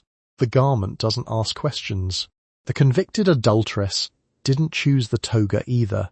Augustus' adultery law, the Lex Thubulia de Adulteriis, 18 BCE, made female adultery a criminal matter, tried in a public court. If you're convicted, your stola is gone. You're reclassified, out on the street. You're now wearing the same garment as the women in the lupanar, and the street treats you accordingly. Cassia, 2 doors down, was convicted last spring. A magistrate's clerk arrived at noon and folded her stola into a wooden box without comment. Cassia has worn the toga since. A freed woman named Thalia, described in one of the legal commentaries as a wool worker who had been accused, is noted only for the notation of her status change. She doesn't speak in the record. N. The record just updates. The men in this system wear the toga too, of course. For them it means civic dignity, the right to vote, to speak in assembly, to hold office. Your father puts his on every Tuesday for the basilica. Cassia puts hers on every morning. They pass each other on the same street. Neither of them mentions the fabric. The toga on a prostitute is the civic garment turned inside out, which is basically taking the Harvard diploma and using it as a ticket for the wrong entrance. Except the wrong entrance is permanent, and there's no registrar to call. On the street, you feel it. A man brushes past you, too close, deliberately. He looks back. He's not wrong, legally. The garment has already told him what the law thinks of you. There's a word for the type of street harassment directed at unprotected women: convicium, shouting, anathema. Lifting the garment, and the legal protection against these acts applies only to women the law has already decided deserve protecting. You're outside that circle. The toga drew the line. You are a married woman, and as of 18 BCE, your sexuality is no longer a private domestic matter. Augustus Lex I's Julia de Adulterius has made female adultery a criminal offence prosecutable in a public court. The accusation can come from anyone. The penalty includes exile and the loss of property. The husband who fails to divorce you after the accusation can himself be prosecuted for lenocinium, pimping. The household around you knows this. The neighbours know this. The slaves know this. The conversation in your house has changed. Your husband's position is also legally exposed now. He's not just your husband anymore. He's also legally a compliance officer. If he learns of the accusation and doesn't act, the state acts against him. The Lex Iulia doesn't trust men to handle this privately. It removes the option, which is basically the HR department at a Fortune 500, except HR is the emperor and the offence is your wife, and the resolution process is exile. The accusation doesn't require proof the way you'd imagine proof. It requires a formal charge, a public court, and witnesses who are willing to testify. Your slaves can be compelled to testify under torture, which the Romans considered the reliable method for getting truth from slaves. The idea being that a slave would lie to protect you, but wouldn't lie through pain. This logic was felt to be airtight. It wasn't examined very closely. Your accuser has 60 days. After that window, anyone at all can bring the charge, like a community clean-up effort, except the street they're sweeping is your reputation. A male adulterer faces a fine and infamy, but not exile. His wife can't prosecute him. The asymmetry isn't hidden. It's built-in, load-bearing, doing exactly the work it was designed to do. Meanwhile, the household gets strange. Valeria, the senior slave who manages the linen, starts entering rooms very quietly. Not stealthily, just carefully. She's been in households before. She knows that rooms have listeners now, or rooms always had them. But now there are legal consequences attached to what the listeners remember. She sets a clean tunic on the chair and leaves without meeting anyone's eye. The law also draws a hard line around who you're allowed to speak with, receive at home, or be seen walking with. A man who isn't your husband, your father, or your brother has a context problem. Every social visit becomes a geometry problem. Who arrived when, who walked where, which door they used. The Roman house already had a public front and a private interior. The Lex Julia makes that architecture load-bearing in a new direction, and yet your husband's sexuality isn't addressed by the law at all. He can sleep with slaves, prostitutes, or unmarried women of low status without legal consequence. This isn't a gap in the legislation. It's the intended shape of the legislation. The law is protecting the bloodline, and the bloodline is traced through you. Caesar divorced his wife Pompeia, not because she did anything wrong, she almost certainly didn't, but because someone had sneaked into a women's right at her house, and suspicion had attached itself to her name. He issued a single sentence: Caesar's wife must be above suspicion. The divorce was finalized. Pompeia had no particular recourse. The sentence had the structural integrity of a constitutional amendment and the emotional reasoning of a man who didn't want to be embarrassed at dinner. The law stays on the books for centuries. You adjust. You do not go out alone in the afternoon. You receive guests in the atrium, not the garden. You keep your correspondence short. Chai di ducostrici. You manage the space between what's permitted and what's visible with the precision of someone who has read the terms and conditions and knows exactly which clauses are being watched. You are leaving your husband. The procedure is straightforward.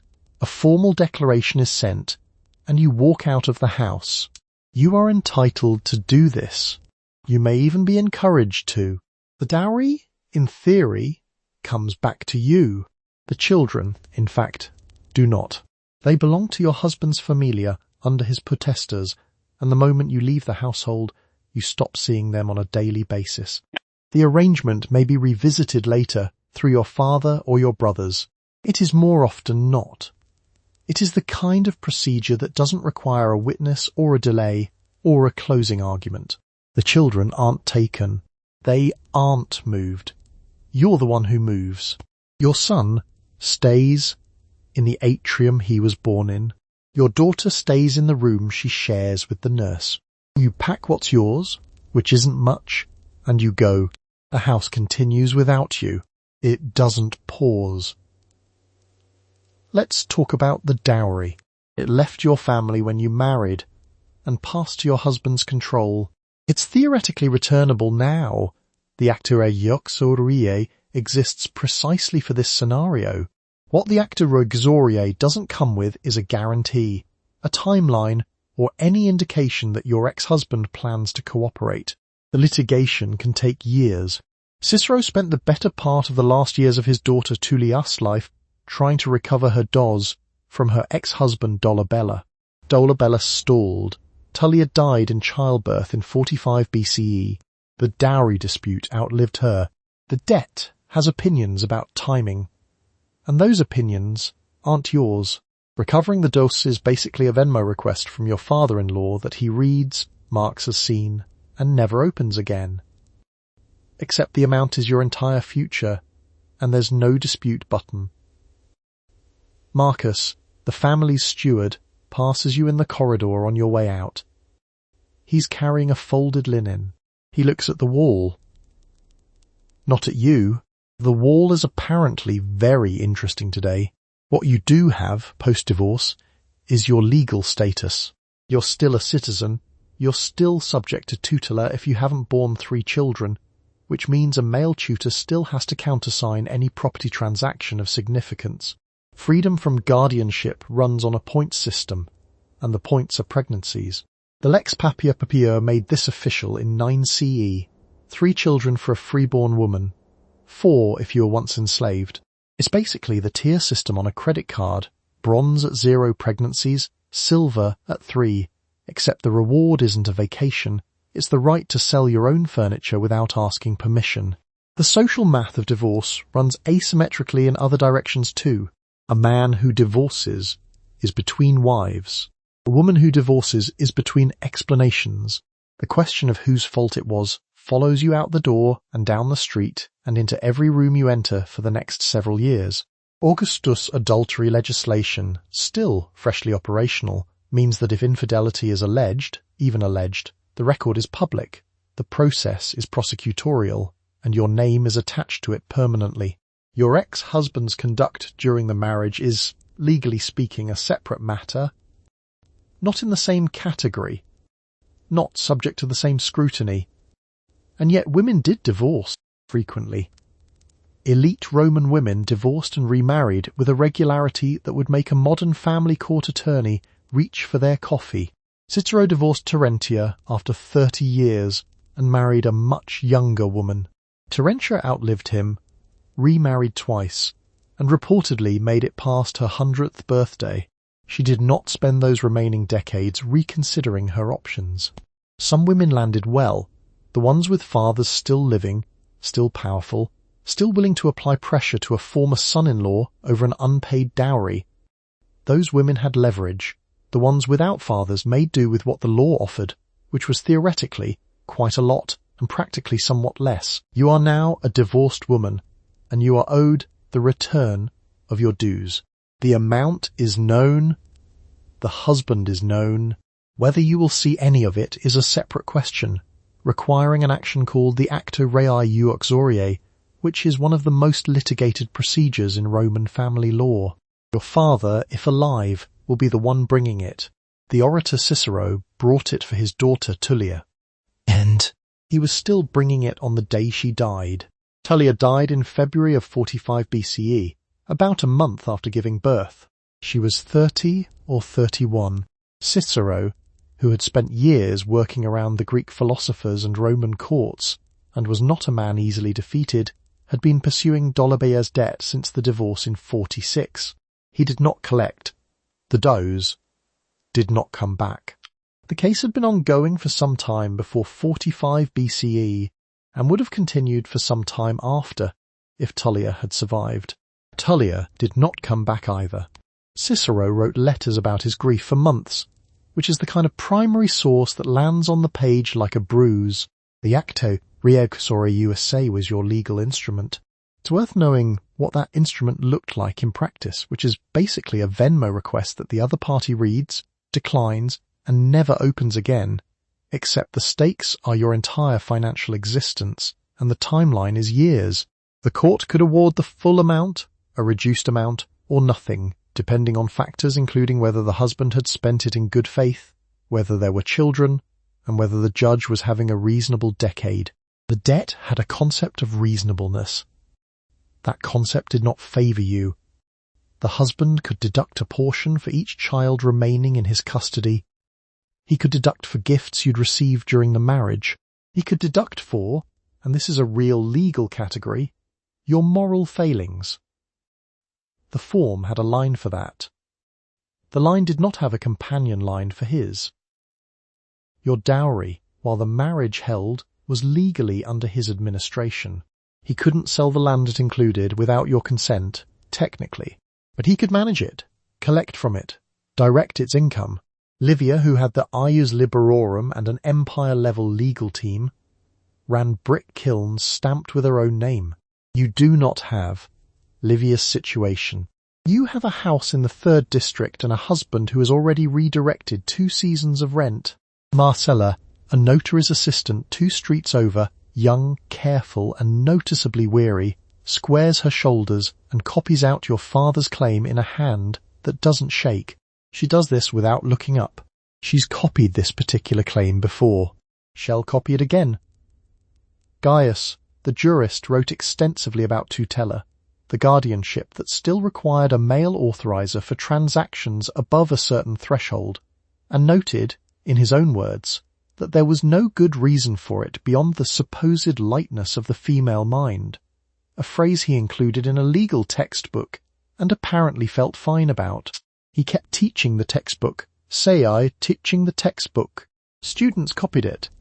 Marcella, the notary's assistant, copied your father's claim out of that same textbook last week, with the offending phrase on page 2. Your father has set aside 3 afternoons a week for the case. He keeps a wax tablet with running notes, depositions, calendar dates, the names of witnesses. He places the tablet in the same spot, on the same shelf, at the end of every session. Marcellus, the steward, knows not to move it. The case is one of about a dozen things in the house that has its own assigned shelf. The case continues. It could outlive every party currently on the docket. Your father attends. You do not speak in court. The advocate speaks. The advocate has opinions about what you deserve, delivered in measured cadences, with references to precedent. Dolobella's advocate has different opinions, also measured, Also precedented. Both men are paid. Only one of them is trying to recover something that was yours. You are remarrying. The new husband is older, has been married before, and has children of his own from a previous household. The dowry you bring with you is smaller than the one you brought into your first marriage, because part of the first one is still in litigation. The wedding is shorter, the household feast is plainer. There is a particular silence around your previous children, who are not in attendance because they belong to the previous husband's familia. You are seated near your new husband. You eat. Roman law makes remarriage not just acceptable but expected. If you're a widow under 50 and haven't yet produced the children, Augustus requires of you, the lex papia. Poppaea has opinions about your continued singlehood. Widows were supposed to remarry within 2 years, divorcee within 18 months. The law doesn't phrase this as a suggestion. It phrases it as a deadline, after which your inheritance rights shrink. The deadline shrinks. Your new husband's name is Gaius. Not a coincidence, roughly a third of Roman men are named Gaius. He has 2 surviving children from his first wife, who died 3 years ago in her second labour. He doesn't mention her by name at dinner. The household lararium still has her wax portrait tablet tucked behind the larger one. It faces the wall. What you bring into this marriage is smaller than what you brought into the first. The divorce is smaller, yes, but it's also complicated, because some of what you brought into the first marriage came back in bad condition. Property deductions. The actual clause allows your first husband to retain a portion for each child currently in his custody. 2 children means 2 deductions. The math does what math does. Your father's man of business, a compact freedman named Philo who carries a stylus behind each ear and has never once smiled, presents the revised figure to Gaius' household agent in the atrium without ceremony. Both men look at the number. Neither says anything. The number is smaller than expected. It always is. Gaius' household runs differently from your first. The atrium is smaller, plainer, and less recently swept. The cook is older and committed to a single preparation style for fish that the household has apparently been eating for 12 years without complaint. The slaves are fewer. The atrium gets afternoon light in a way your first house didn't, which is either pleasant or exposing depending on the day. A household slave named Syrah, wide, efficient, perpetually moving, hands you a set of linen inventories on your 3rd morning, in the manner of someone handing over something heavy they've been waiting to put down. She has managed this house alone for 3 years. She is, without being told, still managing it. You accept the linens, you add nothing for now. Remarriage in Rome is so routine it barely registers socially, which is either a comfort or an indignity depending on where you're standing. Wealthy widows remarried so often that comic playwrights made a career out of it. The serial Roman widow is basically the Real Housewives of the 2nd century BCE, minus the reunion special. Nobody calls it scandalous. They call it practical. What nobody discusses at the feast is your children from the first marriage. They're not here. They're legally in your first husband's household, part of his familia, under his patria potestas, and nothing about remarriage changes that. You can visit. The frequency of visits is a negotiation that happens between households, conducted with the warmth of 2 men discussing a boundary dispute. You do not set the terms. You appear on the days you're permitted. Philo, the freedman with the stylus collection, will be back next month with revised figures from the first husband's agent regarding the outstanding du ballon. He'll stand in the atrium. He'll present the number. Gaius man will look at it. Both of them will be polite. You'll be somewhere else in the house, folding linen with Syrah, who already knows what the number is. You are inside the house of a senior magistrate, and there are no men present. You are not allowed to identify them by name later. The doors are closed. The household statues of male gods are covered. The wine on the table is officially called milk. This is the rite of Bona Dea, the good goddess, restricted to women. It happens once a year. It is one of the few hours in the calendar during which the legal architecture of male authorization is, briefly, irrelevant. The presiding hostess is the wife or mother of the magistrate whose house this is, and she runs the evening the way a CEO runs a board meeting, except the board is entirely composed of women who've spent the last 12 months inside a legal system that requires a male signature on every significant document. For one night, nobody needs a tutor. Nobody needs a husband's permission to be in the room. The wine has been renamed to avoid offending the goddess, and somehow this is the least strange thing happening. The wine is not milk. It is wine, and everyone in the room knows it is wine, and the goddess does not require fictions she didn't invent. The room is candlelit, snake-friendly, and pointedly wineless on the surface. A slave named Fulvia carries a covered bowl past the curtain with the particular posture of someone who has done this 43 times and finds it faintly theatrical. She doesn't spill it. The bowl is not inspected. Nobody explains to Fulvia what's in the bowl. Let's talk about what you actually do here. You make offerings. You pray. Snakes are associated with the goddess and are not considered alarming. There may be one in the garden, and this is fine, and you're managing your reaction. Herbs are burned. The smell drifts through rooms that are, for the first time all year, governed entirely by the women inside them. The vestals are sometimes involved. The ceremony's full contents aren't documented with precision, which is either because of genuine ritual secrecy or because no one writing the historical record was ever in the room. Probably both. In 62 BCE, a man named Publius Clodius Pulcher disguised himself as a woman and infiltrated the rite as it was held at Caesar's house. He was caught.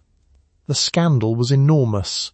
Caesar divorced his wife Pompeia, not because she'd invited Clodius, not because she'd done anything wrong at all, but on the grounds that Caesar's wife must be above suspicion. The wife got the blame for the break-in. The man who broke in got a trial, which he won by bribing the jury, and then had a long political career. Pompeia got a divorce and a slightly bewildered place in history. This is basically the Roman equivalent of a glass-door review bringing down the HR manager instead of the executive who caused the problem. The bona diorite matters not because it was secretly radical, but because it existed at all.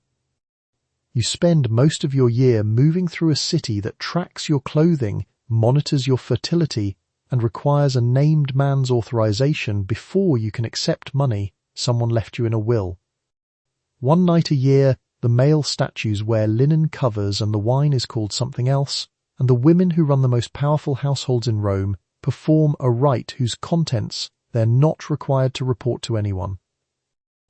The goddess herself has no mythology to speak of, no dramatic origin, no adventures. Her name means the good goddess, and that's more or less where it ends, like a Yelp listing with 5 stars and no reviews. What she offers, apparently, is the specific comfort of a room where the usual rules have taken the evening off. By the time the ceremony ends and the covers come off the statues, you're already calculating the rest of the year. The dowry litigation is still outstanding. The tutela is still there. The children from the first marriage are still in the first husband's household.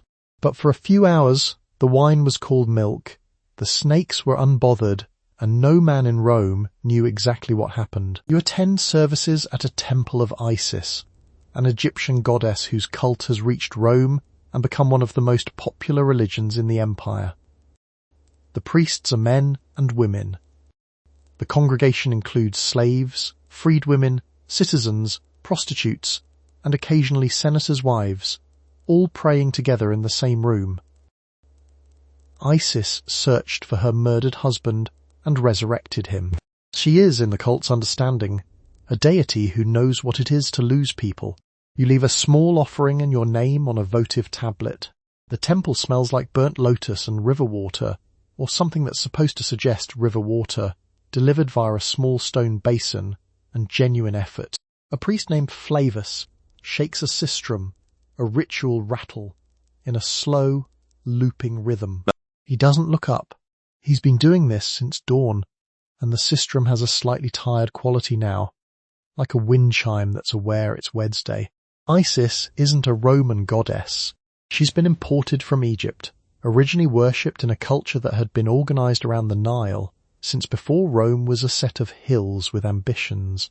The Roman authorities tried to suppress her cult no fewer than 4 times in the 1st century BCE. The temples come back, every time, on a schedule the authorities can almost predict. The priest Flavus has rebuilt the side altar himself twice.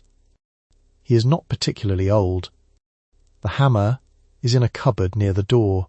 What Isis offers is something the official Roman pantheon isn't structured to provide: grief and recovery, in that order. Her mythology involves her husband Osiris being murdered, dismembered, and scattered across Egypt, and then Isis collecting the pieces, reassembling him, and bringing him back. This is not the narrative of Jupiter, whose mythology mostly involves administrative power and romantic crime. Isis knows where the pieces go. She puts them back. For women who buried infants, lost husbands, or handed children to households they'll never re-enter, that's basically therapy, except it's free and there's incense. The mixed congregation is the thing that's genuinely unusual. Bonadia drew only women. The official state cults drew primarily citizen men. Isis draws everyone. The slave woman to your left has just lit a tallow candle. The senator's wife to your right has lit a much better wax one. Both candles are doing the same thing on the same altar, which is the spiritual equivalent of a WeWork. Different ranks, different legal statuses, same address, same shared assumption that something larger than the hierarchy is paying attention. A woman near you has pinned a small bronze hand to the offering wall. It's a votive, left in thanks or hope. The hand points slightly upward, fingers pressed together. A gesture somewhere between reaching and asking. It doesn't specify. Isis doesn't ask you to specify. The cult has actual clergy roles for women, not advisory positions, not ritual attendants, but functioning priestesses with responsibilities and titles. The priestess in charge of this temple is named Cornelia. She is calm, focused, and entirely in charge. She is married. She has 3 children. She has been running this temple for 9 years and answers to no tutor in this room. She steps to the altar now, sistrum in her left hand, the smaller bowl of water in her right. The congregation hushes. You stay through the 2nd round of chanting. The priest Flavus has been replaced by someone taller who shakes the sistrum with more conviction. The lotus smell is stronger now, or you've stopped noticing it, which might be the same thing. Your votive tablet is on the wall with the others, small, clay-fired, and unremarkable. It says your name. It says, you were here. Nobody asked your father's name. Nobody asked your tutors. The wall accepted it, as is. You manage the kitchen. You manage the pantry. You manage the slaves who handle the food. The official Roman fear, repeatedly recorded by historians, is that the women of the household are using these positions to poison the men. The fear is sometimes justified. More often it is the working theory when a man dies of an unexplained fever, and the wife is the convenient suspect. There is a panic recorded in 331 BCE, in which 170 Roman women were convicted of mass poisoning. You taste the food first. The 331 BCE panic is worth sitting with. A plague year. Men dying in clusters, consuls, prominent citizens, the kind of deaths that require an explanation with a villain. A slave tips off the authorities. Investigators raid the homes of several matrons and find substances that the matrons identify as medicines. The matrons are invited to prove it by drinking them. Most decline. The ones who drink it first, demonstrating in the most direct possible way that it was not poison, are also convicted. The logic is airtight in only one direction. The Romans are fascinated by poisoning the way your average true crime fan is fascinated by missing persons cases, which is to say, more than is strictly necessary. Livy records the 331 BCE case. Tacitus records several imperial-era ones. By the 1st century CE, the literary figure of the scheming poisoner wife is so established it's practically a genre. The Roman poisoner is always a woman. She's always patient. She always knows what she's doing in the kitchen. Locusta is the real version of the type. A professional, not a wife. She's hired by Agrippina to poison Claudius in 54 CE. Galba executes her in 69. Her career outlasts most emperors. The poisoning panic isn't really about poison. It's about the kitchen. A woman who controls the food controls a variable nobody can audit. There's no receipt. There's no witness. There's garum on everything, the fermented fish sauce that sits in open vats, roughly the size of a bathtub across half the city, and smells like a fishing boat that's given up, and it masks a great deal. Your husband eats what you served him. He doesn't know what was on the ladle before it touched his bowl. He notices the silence in the kitchen sometimes and asks about it. You answer with the name of the dish. He goes back to his bread. The kitchen itself is small, dim, and aggressively garum warm. A steward named Philo, assigned to the household of a wealthy senator, tastes every dish before it leaves the kitchen. He does this with the expression of a man who has accepted a particular professional risk and doesn't intend to discuss it. He lifts the ladle. He waits. He nods. He puts the ladle back. Whether he is protecting the senator or performing the idea of protecting him is a distinction nobody in the household bothers to examine. The women most plausibly capable of deliberate poisoning, Livia, Agrippina the Elder, Agrippina the Younger, don't do their own cooking. They have access to court physicians, to supply chains, to people with specialized knowledge. The accusations follow them regardless. Livia is suspected of killing several of Augustus's chosen heirs, and possibly Augustus himself, with figs from her garden, or honey, or a fig she poisoned while it was still on the tree. The ancient sources do not agree on method. They agree she did it. The fig tree doesn't testify. What you actually do in the kitchen is direct, not cook. You manage the flow of ingredients. You monitor the slaves who chop and grind and reduce. You know when the salt is low and when the oil is about to turn and which vendor has been shorting the grain measure since March. This is the kind of expertise that doesn't appear on any official record and doesn't require mail authorization. The tutela that shadows every property transaction doesn't follow you past the kitchen door. In here, the knowledge is yours. The accountability when something goes wrong is also yours. Philo, the senator's taster, lifts the ladle in another house across town. He waits. He nods. He puts the ladle back. You are in the household of an emperor, and a woman called Locusta is being shown into the kitchen. Locusta is a professional poisoner. She is on retainer. The current commission is for a mushroom dish to be served at dinner, and the target of the dish is the Emperor Claudius.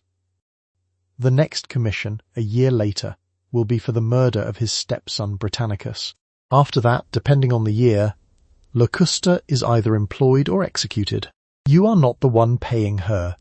You are watching it happen. Locusta doesn't look like what you'd expect. She is calm, methodical, and faintly bored. She looks like a woman who knows where things are kept. She moves through the kitchen the way someone moves through a room they've been in before. Not quickly, not slowly, just with a certainty that the room doesn't object to. She sets something down on the prep table. The prep table accepts this without comment. The person who hired her is Agrippina the Younger, mother of Nero, and by this point in 54 CE, the most politically capable woman in Rome.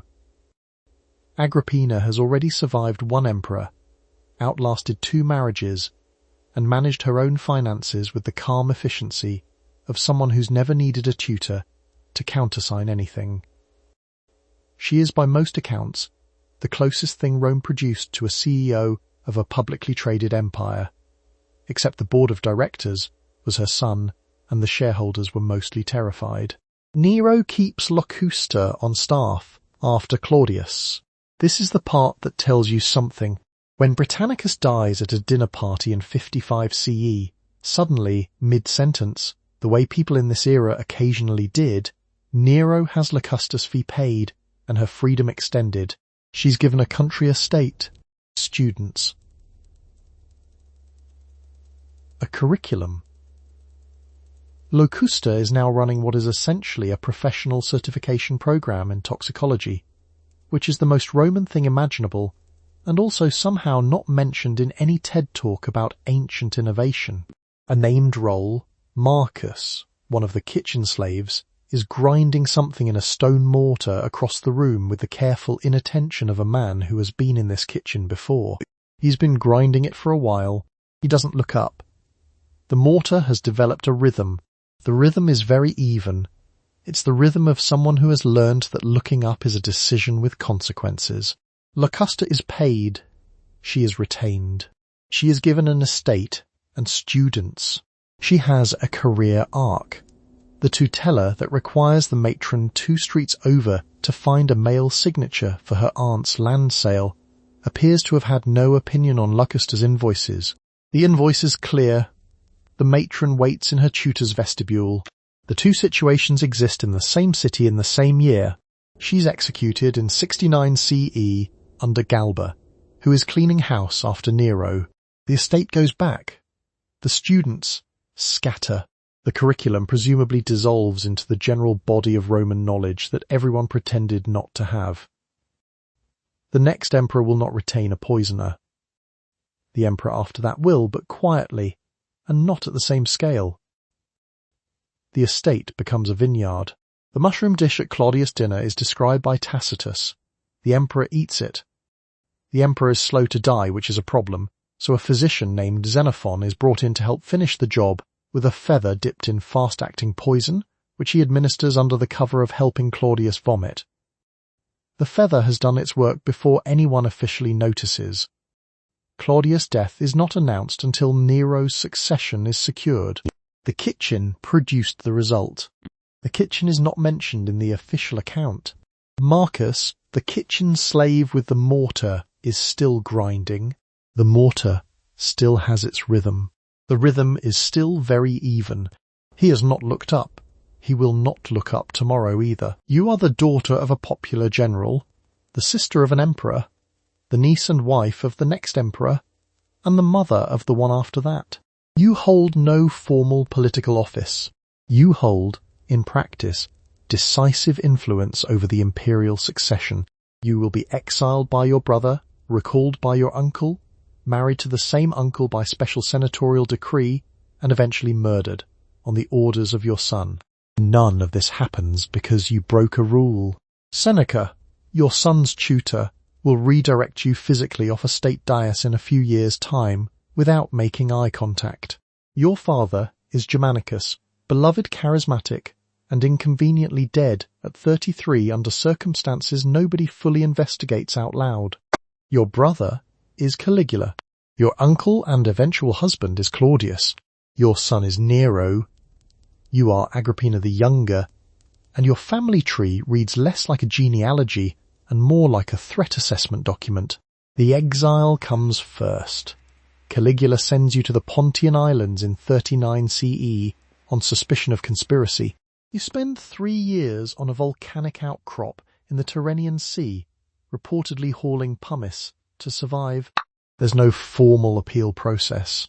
There's no tribunal you can address. The emperor is your brother, and he has decided you should leave, so you leave. The pumice doesn't care who your father was. You're recalled in 41 CE, when Caligula is assassinated and Claudius takes power.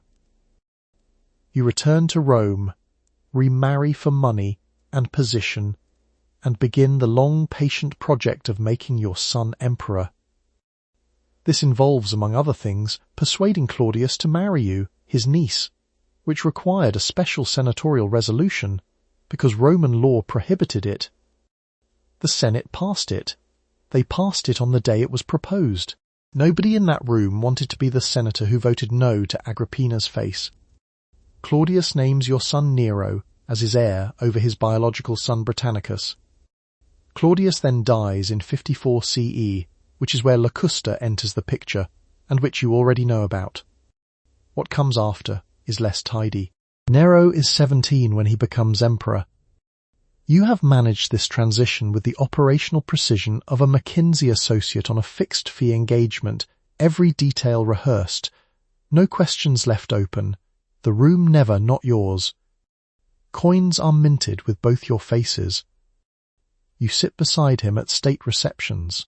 You receive foreign ambassadors in a position that has no official name because no official name exists for what you are doing.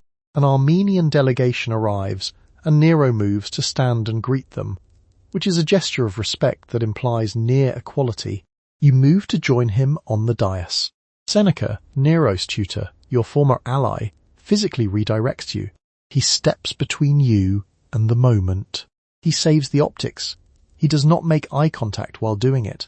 The relationship between you and Nero deteriorates in ways that Roman historians describe with tremendous dramatic relish and questionable accuracy. What's documented is the outcome. In 59 CE, Nero arranges for your murder. The first attempt uses a collapsible boat designed to sink with you in it. The boat sinks. You swim to shore. You're the daughter of Germanicus. Apparently this also means you're difficult to drown. A second attempt succeeds. You're stabbed in your own villa. According to Tacitus, you directed the blade toward your abdomen, telling your killer to strike the womb that bore Nero. Tacitus wrote this 60 years later. It may not have happened. It sounds exactly like something you would have said. You're 53, you've been exiled once, recalled, made empress in all, but title, managed a poisoning, survived a shipwreck, and run the most consequential imperial household in the Roman world for a decade. The Senate will vote you damnatio memoriae within the month, your statues pulled down, your name chipped from inscriptions across the empire. The chiseling will take years. Some of the inscriptions will be missed. You have given birth to 3 children who survived. The Lex Papia Poppaea of 9 CE grants you, for this fact, a legal status called the ius liberorum, the right of children. With it, you are no longer required to have a male tutor authorize your transactions. You can sell property, you can accept inheritances, you can manumit your slaves. The threshold is 3 live births. For a freedwoman it is 4. The arithmetic is straightforward. The bodies that did the arithmetic are not. 3 surviving children means you've had more than 3 pregnancies. The ones you're not counting are the ones you're not counting. 2 asses got you through the morning market. This got you through something considerably heavier, and the Roman legal system has chosen to express its gratitude as paperwork relief. The ius liberorum is basically a frequent flyer program, except the miles are pregnancies and the reward is the right to sign your own name on a document without a man standing behind you nodding. You've earned it the way you earn most things in this city, with your body at considerable cost over several years. The freedom, in practice, looks small. It's not freedom, it's a reduction in friction. You can now walk into a transaction and authorize it yourself, which puts you roughly where a Roman man of moderate standing was at age 14. Your tutor hasn't disappeared, he's just been made optional, the way a bad weather forecast is optional. He might still show up. He might still have opinions. The opinions have simply lost their legal teeth. A freedwoman with 4 children has the same status, but she got here on a steeper climb. Her 4th pregnancy crossed the threshold the way a 4th cup of garum crosses the threshold of a dish. Technically the same ingredient, but the body registers the difference. 4 live births. The system doesn't ask how she managed them, or who the father was, or what happened to any child that didn't survive to be counted. The form has no column for that. Empress Livia held the ius liberorum and ran an empire-wide business portfolio from behind it. papyrus plantations in Egypt, brick kilns in Italy, the bricks stamped with her name and still being pulled from the ground 2,000 years later. She is the high end of this scale. The low end is a wool worker in the Subura, whose third surviving child is 6 months old and whose tutor has spent the last 4 years approving things he didn't understand and charging her for the inconvenience. Both women now hold the same status on paper. Marcella, a dyer's widow on the Aventine, holds a small piece of folded wax tablet that lists property she now owns outright. She sets it on the shelf above her mordant pots. She doesn't celebrate. She goes back to work. The tablet sits there with the composure of a document that knows what it cost. The thing the law doesn't address, the thing no law addresses, is that the ius liberorum arrives after the hardest part. It's a reward delivered at the finish line of a race you ran without shoes on a road that wasn't safe. The legal system would like you to know it noticed. It has prepared a certificate. The certificate means you can now conduct business without a cosigner, which is the Roman equivalent of your bank finally removing the secondary authorization requirement on an account you've had for 15 years. You put the tablet on the shelf. The mordant pots don't care. The wool doesn't care. The street outside doesn't care. 3 children are asleep in the back room, and in the morning they'll need feeding, and the feed will cost 2 arses, and you'll go and buy it yourself, with no one required to stand behind you and agree. You are a freed woman managing a brick kiln owned by the Empress Livia. The bricks are stamped with her name and shipped across Italy. The kiln has its own ledger, its own slaves, and its own quarterly accounts. The Empress, who holds the ius liberorum and answers to no tutor, is one of the wealthiest individuals in the Western world. You handle the orders, you report to a steward, who reports to a procurator, who reports to her household. The bricks go out the gate every week. The stamp matters. Each brick leaves the kiln with the patient confidence of a piece of furniture that intends to outlive its owner. Livia's name pressed into the wet clay before firing. Livia AVGVSTA, or a variation depending on which mould the slave reaches for that morning. Archaeologists are still pulling these bricks out of Italian soil 2,000 years later, which makes Livia's name one of the most physically durable things in all of Roman history. The bricks are heavy, dusty, and faintly imperial. The pyramids have their cartouches. Livia has her kilns. Both hold up well. The ledger isn't one document. It's a set of wax tablets, updated daily, cross-referenced against the delivery records, and handed to the steward at the end of each market cycle. You keep track of fired output, damaged pieces, slave assignments, fuel costs, and shipments.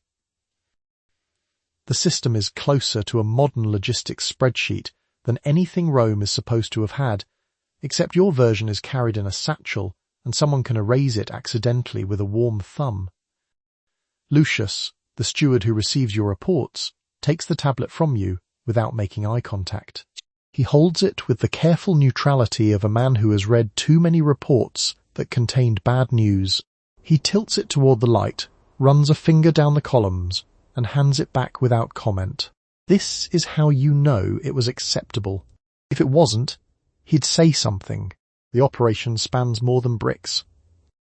Livia also holds papyrus plantations in Egypt, the kind of asset that makes her, functionally, a supplier to the Roman equivalent of the publishing industry. Her land interests stretch across provinces. Her household accounts are larger than the annual budgets of most Italian municipalities. The procurator who manages her papyrus shipments writes a quarterly report. The report is bound in calf skin. The calf is from one of her own herds. You don't meet her. That's not how this works. The Empress doesn't inspect the kiln. The kiln inspects itself, through you, through the steward, through the procurator, and the results travel upward in summary form. What arrives at her level is a number, or a ratio, or the news that the Capua shipment was delayed because a cart axle snapped on the Via Appia. She receives this information calmly. She has opinions. Working inside this structure means staying invisible. When the kiln meets quota, nobody walks down to the kiln. When the kiln misses quota, the procurator's deputy arrives within 3 days. He has a stylus. He has questions. The questions are polite. The deputy is not. The kiln slaves carry loads in pairs.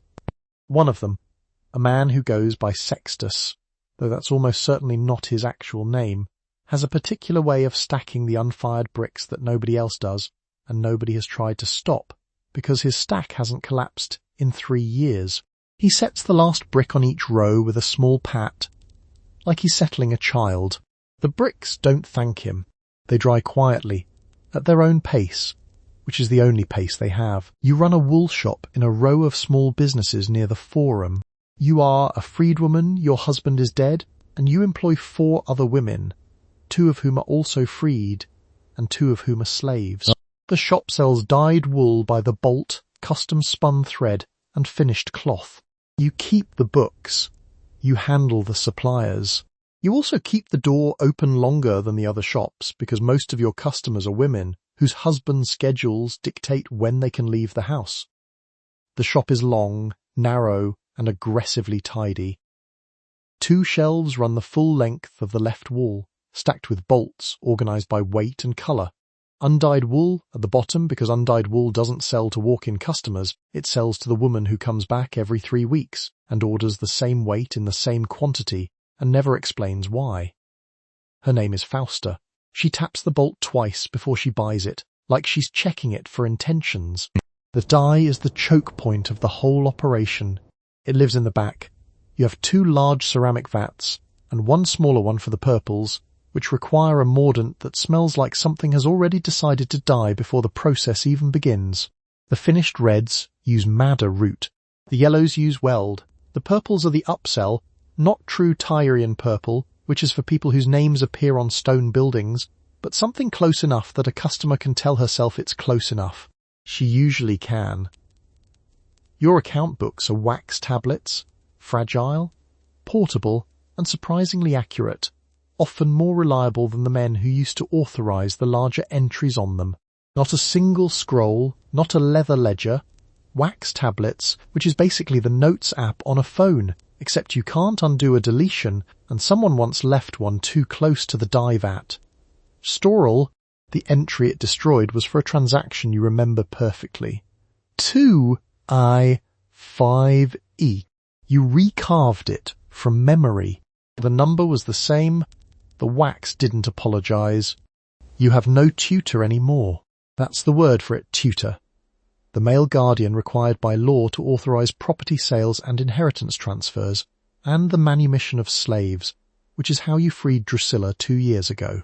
The tutor at the time was your late husband's brother, a man named Titus who kept clearing his throat before signing anything, as though the throat clearing was doing legal work. He's gone now too. You qualified for the ius liberorum when your 3rd child was born, which means the law decided 3 pregnancies was sufficient evidence that your mind was no longer light. That's the actual reasoning. Gaius wrote it down. Drusilla is the one who handles the spinning. She moves through the back of the shop with the specific efficiency of someone who has already done this exact motion 10,000 times. She doesn't rush. Rushing is for people who think they're going to run out of day. Drusilla knows how long days are. The 2 enslaved women, Mira, and a girl whose name you write as Nonna, in the books though that isn't the name she started with, handle the front counter and the cutting. Mira has an eye for what a customer actually wants versus what the customer says she wants, which is a skill worth more than the cutting. Nonna keeps the shears sharper than they need to be. Nobody mentions this. The shears are just sharp. Your late husband's estate took 14 months to settle. The does came back in full, which puts you in a category of widow that other widows mention in a particular tone. Not resentment exactly, more like the tone people use when describing someone who won a dispute with a city magistrate. The actuariae uxoriae, the legal action for dowry recovery, exists on the books the same way a refund policy exists at a shop that has never once issued a refund. You used it. It worked. Not fast. By mid-afternoon, the light is at the right angle to show the dust on the upper shelves. You address it the next time a customer leaves without buying anything, which gives your hand something to do that isn't the accounts. You are a wealthy freedwoman in Pompeii, and you are paying, out of your own funds, for the construction of the largest building in the Forum. Your name is Eumachia. The building is dedicated to Concordia and Pietas. Public benefactions of this scale are normally a male civic act. The inscription will carry your name. It will also, by convention, carry your father's name. The act is permitted because the money is yours and the city's gratitude is real. The architect submits the drawings. The building itself is enormous, expensive and pointedly civic. A porticoed enclosure, a covered walkway along the inside edges, a dedicatory niche at the back large enough to hold a full statue.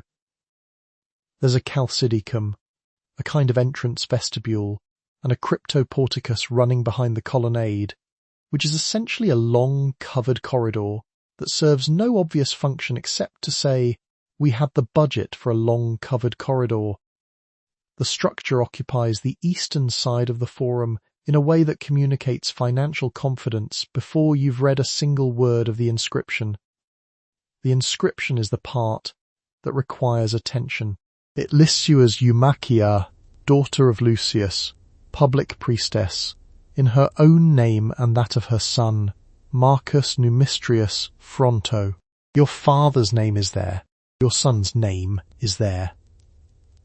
Your name is there too, but it's doing a specific kind of work. The kind of work that says, I am here, and also I come with the correct paperwork. A building funded by a woman still needs to arrive with a man's name visible somewhere, the way a large package needs a return address even if nobody's sending it back. A freedwoman named Vera, who manages the East Side Wool Stall 3 buildings over, stops to look at the construction progress and adjusts her belt without taking her eyes off the scaffolding. She doesn't say anything. She doesn't need to. The Fullers Guild dedicates a secondary inscription and a statue in your honour. This is not nothing. The Fullers, the men who clean and process wool for a living, including yours, are honouring you publicly, formally, in stone. It's the ancient Roman equivalent of a LinkedIn recommendation, except it's carved into marble and placed in a public building, and nobody can quietly unendorse it at 2 a.m. The Fullers Guild master, a man named Cressons, broad, calloused and politely formal, who has been in the wool trade since he was 9, walked the inscription draft over to your house himself. He stood in your atrium for the time it took to drink 1 cup of water. He set the draft on the table. He nodded once. He let himself out. You're a priestess of the imperial cult. That title isn't decorative. It involves real ceremonial responsibilities, access to ritual spaces, and a form of civic visibility that the wool trade alone wouldn't produce. The role requires you to be seen, publicly and repeatedly, in a ceremonial capacity. You have been seen, every festival of Concordia, on the public dais, for 9 years running. The dais creaks in a particular spot you have memorized. The dedication to Concordia and Pietas is not random. Concordia is harmony, civic, marital, social. Pietas is duty, specifically the fulfillment of obligations to family, state, and gods. These are the virtues Augustus has spent the previous 40 years aggressively promoting as the core of Roman public life, the official brand values of the entire imperial project. The architect Atticus, when he submits the drawings, has the dedication line already drafted at the top of the parchment. He doesn't ask if you want to change it. You don't. The building goes up. The inscription is cut. The city accepts the gift. Your name stays on it, not on the terms you would have written, but on terms that hold. You are dying. You are 23 years old. The cause is most likely childbirth, possibly fever, possibly something the doctors disagreed about. Your husband is at the bedside or sending instructions about the funeral. Your mother, if alive, is also there. Your tombstone will record your age in years and months, 23 years, 4 months. and your husband's name, and his grief in a formula that thousands of other husbands also used. Your name will be on the stone. The rest of you will not be on it. The tombstone formula is almost identical across the empire. Devoted wife, kept the wool, managed the house, lived X years, Y months. The mason who will carve yours works with the deliberate slowness of a man on his 40th slab this season, and has carved this same line, in this same order, for 30 other husbands this year alone. He keeps the template on a wax tablet near his bench. He pulls it out when the next husband walks in. Eumarchia gets her name on a building. You get yours on a slab the size of a cabinet door. She didn't. Let's talk about what's killing you. Specifically, you've been in labour for a period of time that has stopped feeling measurable. There's a wooden birthing stool, which is less a medical instrument and more the Roman world's way of using gravity as a treatment plan. 4 women are holding you. This is considered best practice. Soranus of Ephesus, the most respected gynecologist alive, recommends the 4 women warm olive oil compresses, and, he wrote this down, officially, in a medical text, that the midwife please remove her rings before reaching for the baby, because apparently this had been an ongoing issue that required documentation. The rings are off. The oil is warm. None of it is enough. Maternal mortality in Rome runs 10 to 20 per thousand. There's no anaesthesia. There's no surgical option. The midwife's skill varies enormously by what your family can afford. A trained obstetrix with a kit at one end, whoever lives nearby at the other. You're somewhere in the middle, which is the worst place to be, because you have enough to know what good care looks like. You have not received it. The baby may survive. Roughly 30 to 40% of Roman children won't reach their 5th birthday, which is the kind of statistic that turns every Roman parent into someone who refuses to name an infant for the first several days. Like not naming it is a negotiation with the universe, which is basically the ancient world's version of not getting too attached to a streaming show before it's renewed. You've already buried one. You know the math.